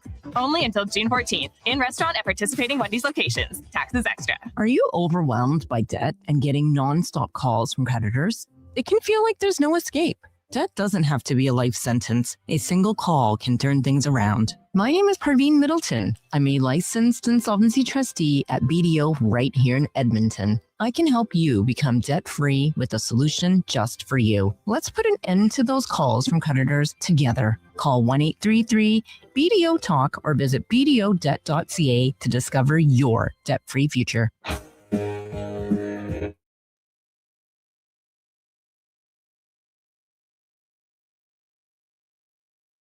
The Lowdown with Lowetide on Sports 1440. Author, musical connoisseur, sports know-it-all. Yes, a man for all seasons. Presented by Wolf GMC Buick. We're making it easy. WolfGMCBuick.com.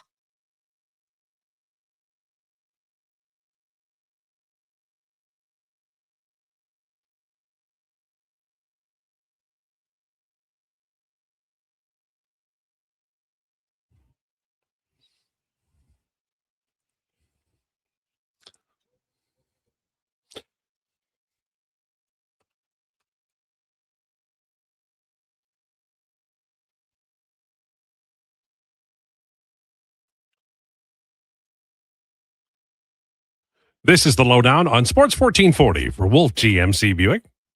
Check it out, wolfgmcbuick.com. Did the camera break? I broke the camera. It was about to happen, and it did. By the way, I bought that 45, and then I bought the album. And I always wondered, if I ever started a restaurant, I might just call it Dino's Bar and Grill, because that song did a lot of advertising for Dino's Bar and Grill.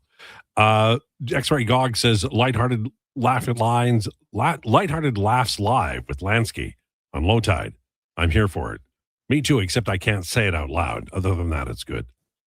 KG says, this illustrates the vast importance of properly valuing contracts. If Nurse has to go, it's entirely due to misvaluing on his contract, much like when Eberle had to go. The Oilers didn't have 20 actual NHL players on their roster, moved Eberle for cents on the dollar. Here's the thing. The Oilers had some bad luck, and that's the truth. Oscar Klefbom lost his career. That is a really tough go. So, but on top of that, Ken Holland acquired Duncan Keith from Chicago, and that allowed Chicago to sign Seth Jones to the contract, basically, that Darnell Nurse would sign. I think it was July for Jones and August for Nurse, but they were similar contracts. Looking back, the Oilers probably should have, not done the Duncan Keith deal. They certainly should have got a first-round pick for him, but they also needed to get Nurse signed or traded him before they had to sign him to that deal, because you negotiate in good faith. So I'm never going to blame Darnell Nurse for that, but the Oilers had to make a decision about how top-heavy they wanted to be. And then along came, Evan Bouchard was part of the team by then. He did not emerge as Evan Bouchard, but you can't have that many highly paid defensemen when you also have McDavid and Draisaitl up front. And that's the way it is. Now, Nurse did not develop as the player that they thought he was going to be, as Steve Lansky said, just in the last segment. That said, if he was making 5.5, this wouldn't be a conversation. Wallman wouldn't be making 7 times 7 because the Oilers wouldn't have felt a need to sign him. They'd have their top 2 defensemen on the left side. I don't blame Darnell Nurse for his contract, says Seuss. He did 2 bridge deals. We had the opportunity to lock them up for cheaper earlier. It's true. One by Peter Chiarelli, one by Ken Holland. They didn't go deep when they needed to. KG says, really good point on Clef. Well, I've got a long memory for things that don't matter. Well, although Clef matters. Do you know up until maybe a couple of years ago, every summer we'd get these comments that were genuine and heartfelt saying, listen, do you think Klefbom's going to try to come back? And I'm like, no. No, he's like, he made a decision for his life. His quality of life was not going to be the same if he continued to play hockey. And he made the right choice. And I am so happy that the National Hockey League guarantees those deals. I'm sure the Oilers, was putting a check in the mail. It's like, but that's the price of doing business. And he was a great player, wildly popular in this community. And the heartbreak is we didn't get to see his brilliance for longer. That's the truth. Nurse outperformed every contract he signed until the last one from KG. Yes. But the last one was, that's why you have a general manager. I don't know what they could have gotten for Darnell Nurse that summer. But what they got was a contract that was really taking up 2 cap spots. And he didn't earn that. And I have no quarrel with saying, let's say he's worth, 6.5, right? Like, it's not like he's worth nothing. The guy plays forever. His recovery ability is astounding. Like, I would be, as an observer of this team, if he comes back and plays another year, I'll enjoy watching Darnell Nurse. And he sure as hell will, play second pairing. I wrote about an article in The Athletic today, and his consistency has been amazing. But there are things about him that aren't worth $9.25 million, even in today's cap world of 104. And those things have to be acknowledged too. And I'll just give you, this is from the article, I'll just give you an example of what kind of thing I'm talking about. For his career, Darnell Nurse at 5-on-5 had a 49.6% goal share. That's 50%, which I think most people would be okay with that because he did play a lot of tough minutes. So 49.6, you'll take that. Here's the problem. That includes a 55% goal share with McDavid on the ice and a 46% goal share with McDavid not on the ice with Nurse. And that's the problem. When you go to market and you say, okay, San Jose, we're going to send you Darnell Nurse, what are you going to give us? They're going to look at the 46% and go, well, McDavid's not coming with us. We got a young team. We like Nurse, but we're not going to pay you full bore for him. And so that's the problem with trading Darnell Nurse. And I'll say this, and some of you are going to be mad at me. Darnell Nurse may be worth more to the Edmonton Oilers as an Edmonton Oilers next year than he would be trading him for whatever they may get, whether it's LTIR room, whether it's a player who can come in here and play at a similar level but makes slightly less, whatever the case may be. Be careful what you hope for. The Edmonton Oilers, when they make a big trade, it's not always, ideal. Even the Lucic for Neal contract, which, was basically the trade that allowed them to buy out Neal. Lucic had an unbuyoutable contract. So if you trade Nurse for Riley, the Riley contract is easier to buy out. And you could say, why would you buy out the contract? Because it's a lot of money. And you might be able to use that money in a better way. If I'm Daryl Cates, I don't let anybody sign on July 1, and I'm not buying out another deal. I think the Jack Campbell deal was the last deal. That's the last one I'm going to spend money on.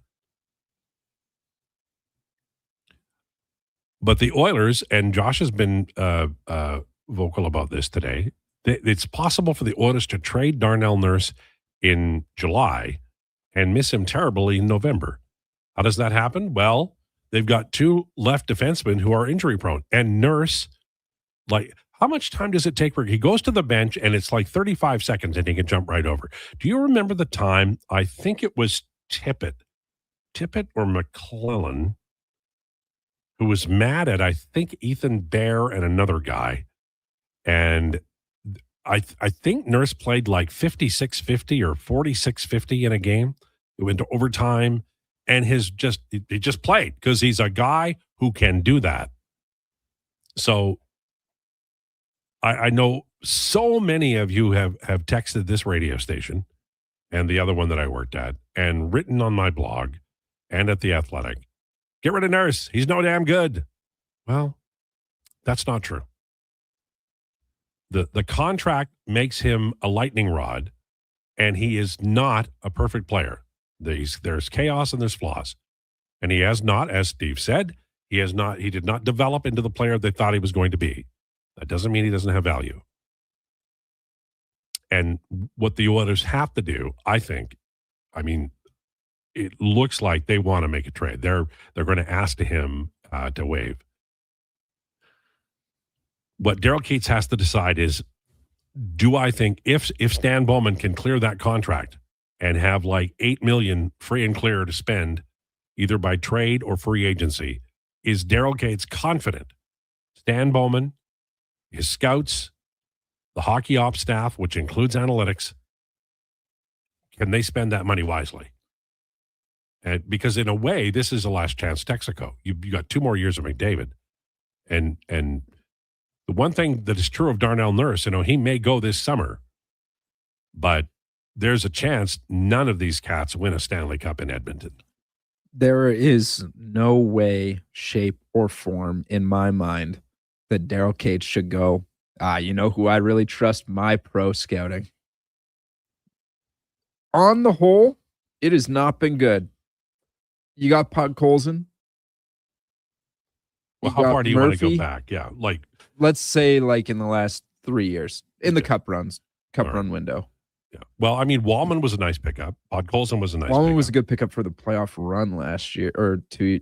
But is he a good contract? Well, but that's different. It's about to not be a good contract. No, but your scouts don't sign the contracts. It's true. It's true. You're right. So yes, Wallman at the time was a good pickup. It has not aged gracefully. Jari was not a good pickup. Jari, bad. Andrew Mangiapane signing, bad. I like the Connor Murphy contract or the addition. Yes, the smaller trades that they have made is good. The signings they have made are poor. Well, and the bigger trades they've made are poor. They have I like the next contract for Ekholm. I wouldn't like it if he was eroding, but man, he is playing so well. But the truly great contract they signed was Zach Hyman, and that was during the Ken Holland era. They've done. I love the Podkolzin pickup, and I'm prepared to defend the Matt Savoy pickup too. I think that was a good. I know a lot of people are mad about it still. Ryan McLeod, they're still mad about sending away Sam O'Reilly for Ike Howard, but we haven't seen the entire iceberg yet. We've just got a little bit of the iceberg. We've got to see a little bit more of that. Yeah, I don't know. I can't say. I'm not saying, man, don't trust Stan Bowman. I'm saying that you have to have a little bit of worry about that. I'd run that through the analytics department, and it should make it harder for him to sleep at night. Well, this is it. This whole railroad that is running the joint. By next summer, Connor McDavid may decide he doesn't want to sign, and then you've got another problem. Yeah, it's a huge problem. Jeff Jackson ruined this team when he played GM for 2 weeks. Well, I'm just going to say that I think that Ken Holland slow playing Philip Broberg ended up costing this team Philip Broberg and Dylan Holloway. And Jeff Jackson didn't help, but the die was cast. If you go back and you read around early December of the year before Broberg signed the offer sheet, he asked for a trade. Man, trade the guy. I know he's good, and I know he's going to be really good, but you don't, the olden days of controlling these fellows is just gone. They're going to sign an offer sheet. By the way, I think the Oilers should sign an offer sheet this summer. With what picks? Second round pick. You could go, I think it's $4.8 million or something. You could go get Maverick Bourque, or you could. There's some interesting guys you could offer sheet this summer. Are you sure? I am sure. Those seem like easy contracts to match. Have you seen Dallas? Have you seen their you know what? situation? That's a great point. Yeah. They're probably going to end up letting Jason Robertson walk this offseason because they didn't sign him. Yeah, this is which is crazy. Like that's just not a Like, player you you know let what? walk. It's psychotic. It's the new world order. That's what it is. It's the new, because there's $104 million and Dallas is like, they are jammed, man. And they've committed to these guys and they're going to maybe have to trade somebody to keep them. And so you have to go and you have to say, okay, well, do you want this guy? Because we can't afford to sign him. And then as soon as you do that, you're going to get 10 cents on the dollar. Mm-hmm. And I still think that's one of the reasons why the Oilers want to make this move now. Because you know what is kind of attractive is $8 million of dead money that you can LTIR. Yeah. And another team might like that idea. It's true. How good is San Jose going to be like 2 years from now? Pretty good. I cannot imagine a world in which they're poor. They got to figure out their decor. Well, Darnell Nurse is headed there. Yeah, right. Like, listen, Macklin Celebrini's awesome, but if that's the only thing that, like if you have to get 3 quality D-men over the next 2 years to be, and that team, and that's what you need is 3. They got division one contenders, other real scoring, like top 6 forward, and Will Smith. Hey, don't disrespect Colin Graff like that. I'm just saying, everyone is really, really high on San Jose, and I do think and Michael be good. Mies. And I do think they're he's a center, and they have the second round pick or second overall pick this year. I just think everyone's a little quick on San Jose. Okay, let's say it is a little quick on San Jose. Are you sure the Oilers are going to be good enough to beat Vegas next year and then San Jose 3 years from now? No, I'm not. To your point and to Josh's point. I sit here every day and I pontificate, and I know you're sick of it. Good word. Man, the Edmonton Oilers have got to stop getting older every summer. They need to get young people. It's like this radio show. Fade the old guy. Bring in the new people. What am I saying? All right, 136. What are we going to talk about the last break? We haven't talked CFL much. I'll tell you what we're going to do. We're going to change the title of this YouTube video to Lowetide Wants Carry Us Out, for starters. Breaking news. Wow, he's back. He's already twisting the words, ladies and gentlemen. By the way, while you were gone, Donovan went after the Clergy, Hoffman. Taylor Swift has a new song out. It's from like Toy Story, and it's a country song. Can we get that one on? Unfortunately not. Know what time it is? International Love. Oh, baby. wow. I do love that. Can't forget. Yeah. No, we'll have it maybe Monday. All right. Speaking of, we're going to have a blast. We're going to talk about the CFL. I promise. Damn it. On the way. And a little bit about the Edmonton Oilers and Darnell Nurse. Lowdown with Lowetide brought to you by Wolf GMC Buick. Do you have neck or back pain? Ever go for treatment hoping for a simple fix only to realize your stubborn spine is basically a science project with attitude? Hey, we get it. And honestly, we're a little sorry because great rehab does take proper experimenting. But at Leading Edge Physiotherapy, we don't just toss exercises into the beaker and hope it doesn't explode. We start with the right diagnosis, then mix hands-on care, precise manual therapy, and evidence-based technology. The formula your body actually needs. Science and skill with gratitude, not attitude. LeadingEdgePhysio.com. Expand your brand with Fusion Promo Marketing. Fusion is your trusted partner for all things branded merch and apparel. Thousands of products perfect for businesses, sports teams, and corporate events. Fusion with a Z. Promomarketing.ca. With Play Alberta, backing the home team goes beyond the bets. That's because your picks have provincial impact. Play Alberta is the only app in the province that puts all revenue directly back into supporting programs and services that Albertans rely on every day. By investing in the General Revenue Fund, every play, bet, and buy made on Play Alberta helps make a difference across the province. Visit playalberta.ca/Gregor to learn more. That's playalberta.ca/Gregor. Must be 18 plus to play. If you gamble, use your game sense. When thirst strikes and your energy begins to fade, one hero rises above the rest. Introducing the Superpower Smoothie from Booster Juice. A bright sun-charged burst of mangoes, bananas, and blue spirulina. An out-of-this-world smoothie, just in time for the new Supergirl movie. Discover your power and channel your inner superhero.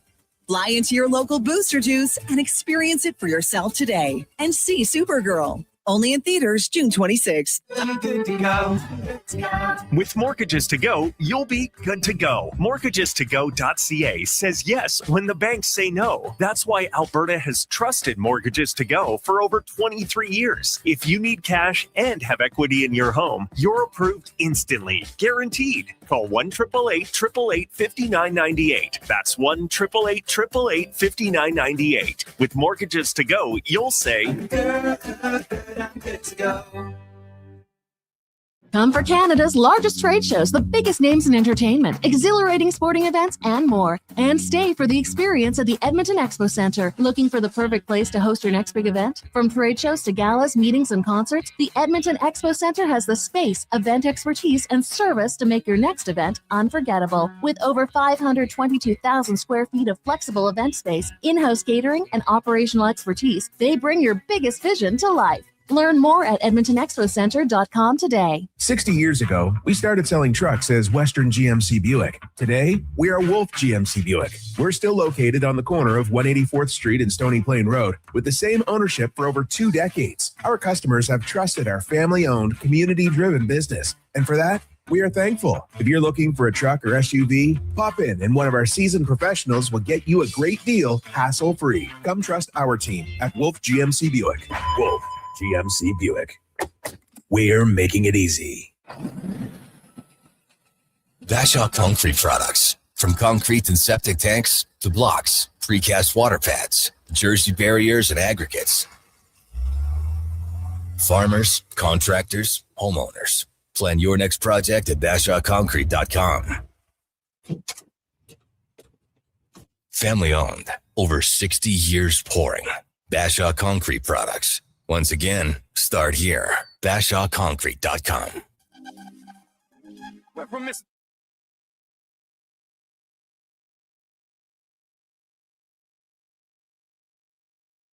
Breaking down the fine art of sports, One rep at a time. The Lowdown with Lowetide. Thanks for checking out Sports 1440. Presented by Wolf GMC Buick. We're making it easy. WolfGMCBuick.com.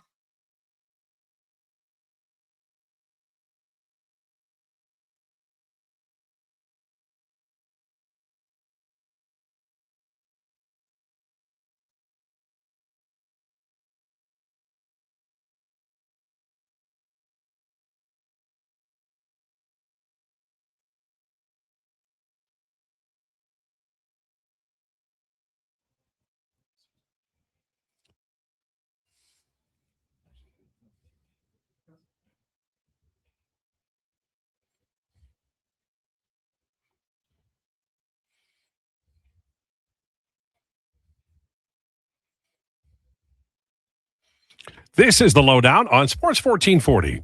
We're brought to you by Wolf GMC Buick. Check them out, wolfgmcbuick.com. By the way, you can catch the Edmonton Elks home games at Commonwealth Stadium with Sports 1440. Tune in the week leading up to each home game for your chance to win 2 tickets. Go to sports1440.com to see the home schedule. First one, Saturday, June 20th, against the Montreal Alouettes. Looking forward to the year. They play on the weekend. We've had one game already, a classic. Well, a very good one anyway. The Alouettes, they're going to be tough. Hamilton also going to be tough. And do you want to go through and pick the games and pick the winner in each game? You guys want to do that? Winnipeg, Calgary tomorrow. Any thoughts on that one? These are 2 teams I both don't know what to expect, because Calgary, I thought, was going to be one of the absolute worst teams in the league last year. They got off to a really hot start. They leveled out a little bit, but I still I have no idea what to expect with Calgary. Winnipeg is a team that has gotten such the benefit of the doubt over the past, 6 years now, just because of how well they've done, how many great cups they've made. But they're older. I don't think Zach Claros is near what he used to be. They still probably have the best running back in the CFL in Brady Oliveira. But they're a team, it feels like their time has finally come. Obviously, they didn't make the Grey Cup last year. I think they're kind of on a bit more of a downward trajectory. So this game, no idea what to expect. If I had to pick a winner, I'll just roll with Calgary getting off to hot starts in recent vintage. So I'll take Calgary 33-25. Calero's playing for the Bombers. Yeah, give me the Bombers. Okay. Edmonton, Ottawa. I think we all have 27-20 Edmonton. Yeah. And you got to win too. Like that's the thing. You better win. Oh yeah. And then I guess they let Saskatchewan start week 2 because they're kind of a weak team. And there's three teams off this week. It's week 1 of the CFL season. I think there's 3 teams off next week too. Edmonton being one of them, man. That's right. Yeah. That's the reason I get to go to Honeyfest. They're building up to Declan's something large. So you've got Elks Nation. You're writing up a storm over there, aren't you? Yeah, finished up my article season preview today, sent it over to the editor, told him, hey, sorry, I was in Italy for the last 10 days, but here you go. So go, I'm not sure when it'll be posted, but go give it a read. By the way, nobody knew until last minute you were going to Italy, by the way, just so you know. Yeah, I'm really, really scared of flying, so I didn't like talking about it because that made it real. You know who else was not a good flyer? Wayne Gretzky. Really? Yeah. Neither was Sean Brown. Yeah, well, Rod Phillips, my friend, and Wayne Gretzky flew together like for the Oilers charters. They'd sit beside by each and just be nervous together. I don't know if that's a good idea or not, but they did. Are you a nervous flyer, Tide? No. You know what? I'm nervous until I get on the plane, and then I always have a good book. Often my own. No, I'm teasing. I have a good book, and I just read it. And yeah, I get a book that I know I'll like, and then I'm able to drift. It helps because I'm addled. The brain isn't to my strength, and so that really helps. Because no, I don't think I'm a bad flyer. Sometimes when we land and the wheels finally touch the ground, I'm like, oh my god, wait. I've had a couple of bad landings in Calgary because it's so damn windy there. I haven't they weren't like bad landings. It was just like, oh yeah, that's right. This thing's huge and weighs a bunch, and like, we just touched the ground. Yeah. But like, I don't think I've ever really been wigged out by turbulence in my conscious life or anything like that. Just sometimes on takeoffs and landings, I'm like, ooh man, that was sketchy. But then I'm fine once we're in the air. But I know a lot of nervous flyers. I always hate the people like you're going to the airport the next day and they'll say, hey, when you go into Mazatlan? And you go, yeah, tomorrow. Oh, you know that most of the accidents happen on takeoff and land. Why are you telling me this? So yesterday when I dropped my girlfriend off at the airport. That's the 15th time you've said that. I'm aware. Yeah. She's a nervous flyer, she said. And so she's like, no, I'm not excited for this. So we parked the car and hug, kiss goodbye, whatever. And I said, hey, there's nothing to be nervous about. You know why? She's like, I don't know why. I said, because statistically, we're more likely to die in the car on the way here than it is for you to get in a plane crash. So you're good.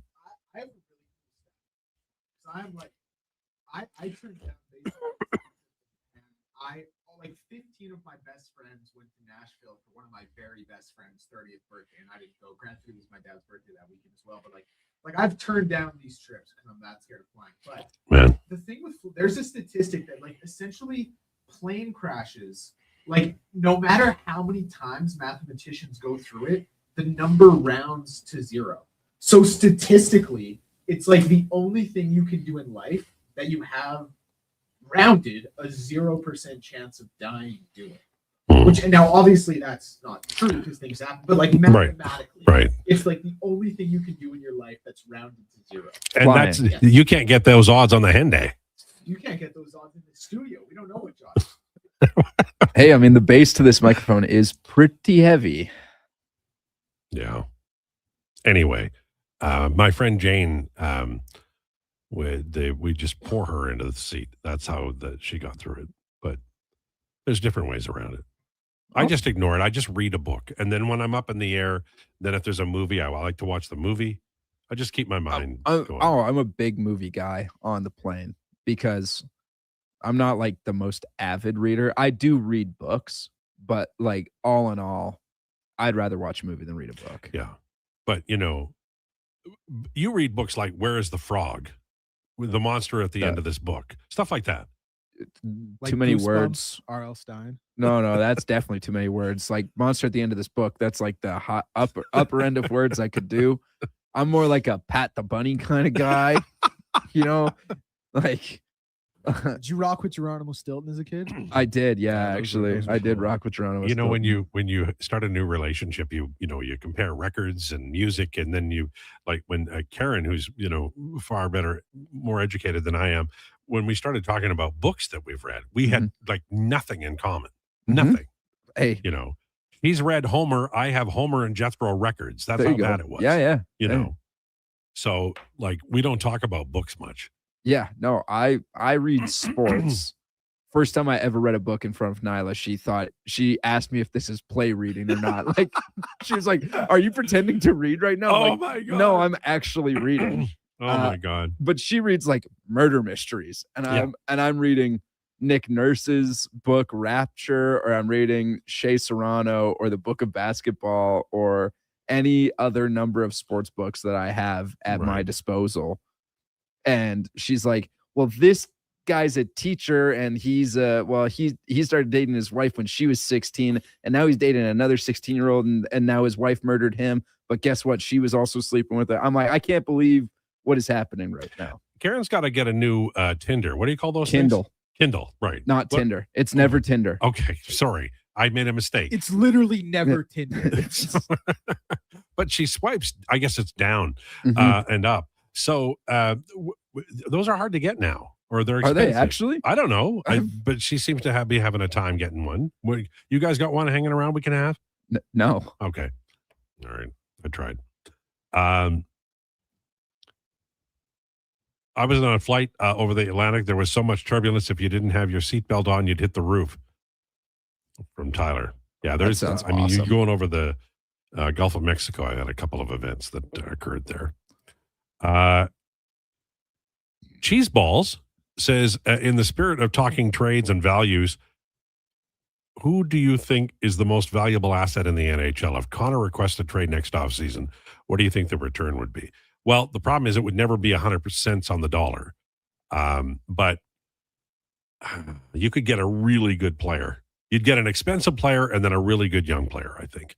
I was in the process of replying to that. To answer his question, who do I think is the most valuable asset? I think it's Macklin Celebrini. I agree with that. Yeah. If you're starting a new team, it would be Celebrini. I think it's Macklin 1. I think it's Connor number 2. And then I was struggling a little bit with who number 3 is. Like, you could actually make an argument. It's a young goalie who's already performed very well.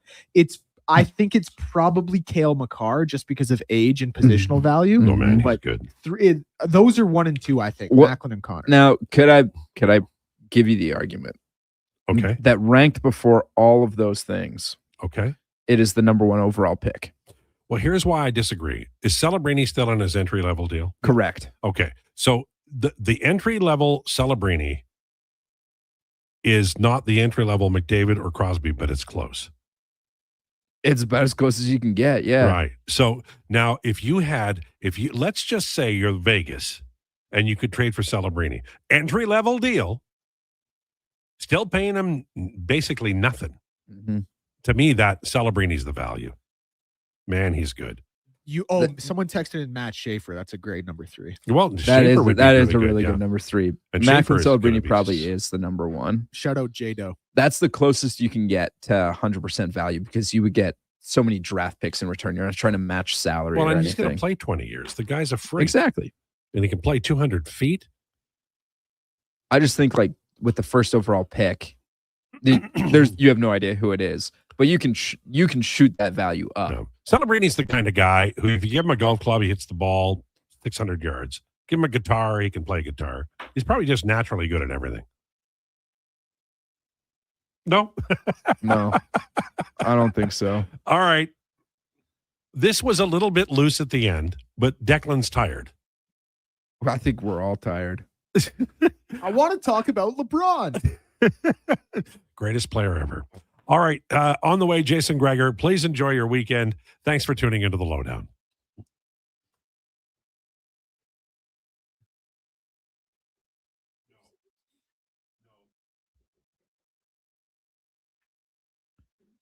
Brought to you by Sean Cunningham of Remax Real Estate. Get the home team advantage for your next move in the Edmonton area. If you're thinking about buying or selling a home, call or text Sean directly, 780-265-0165. NBA action tonight. We'll see New York and San Antonio in Game 2 of the NBA Finals, 6:30 p.m. tip for that one. Stanley Cup Finals will resume tomorrow at 6 with Carolina and Vegas going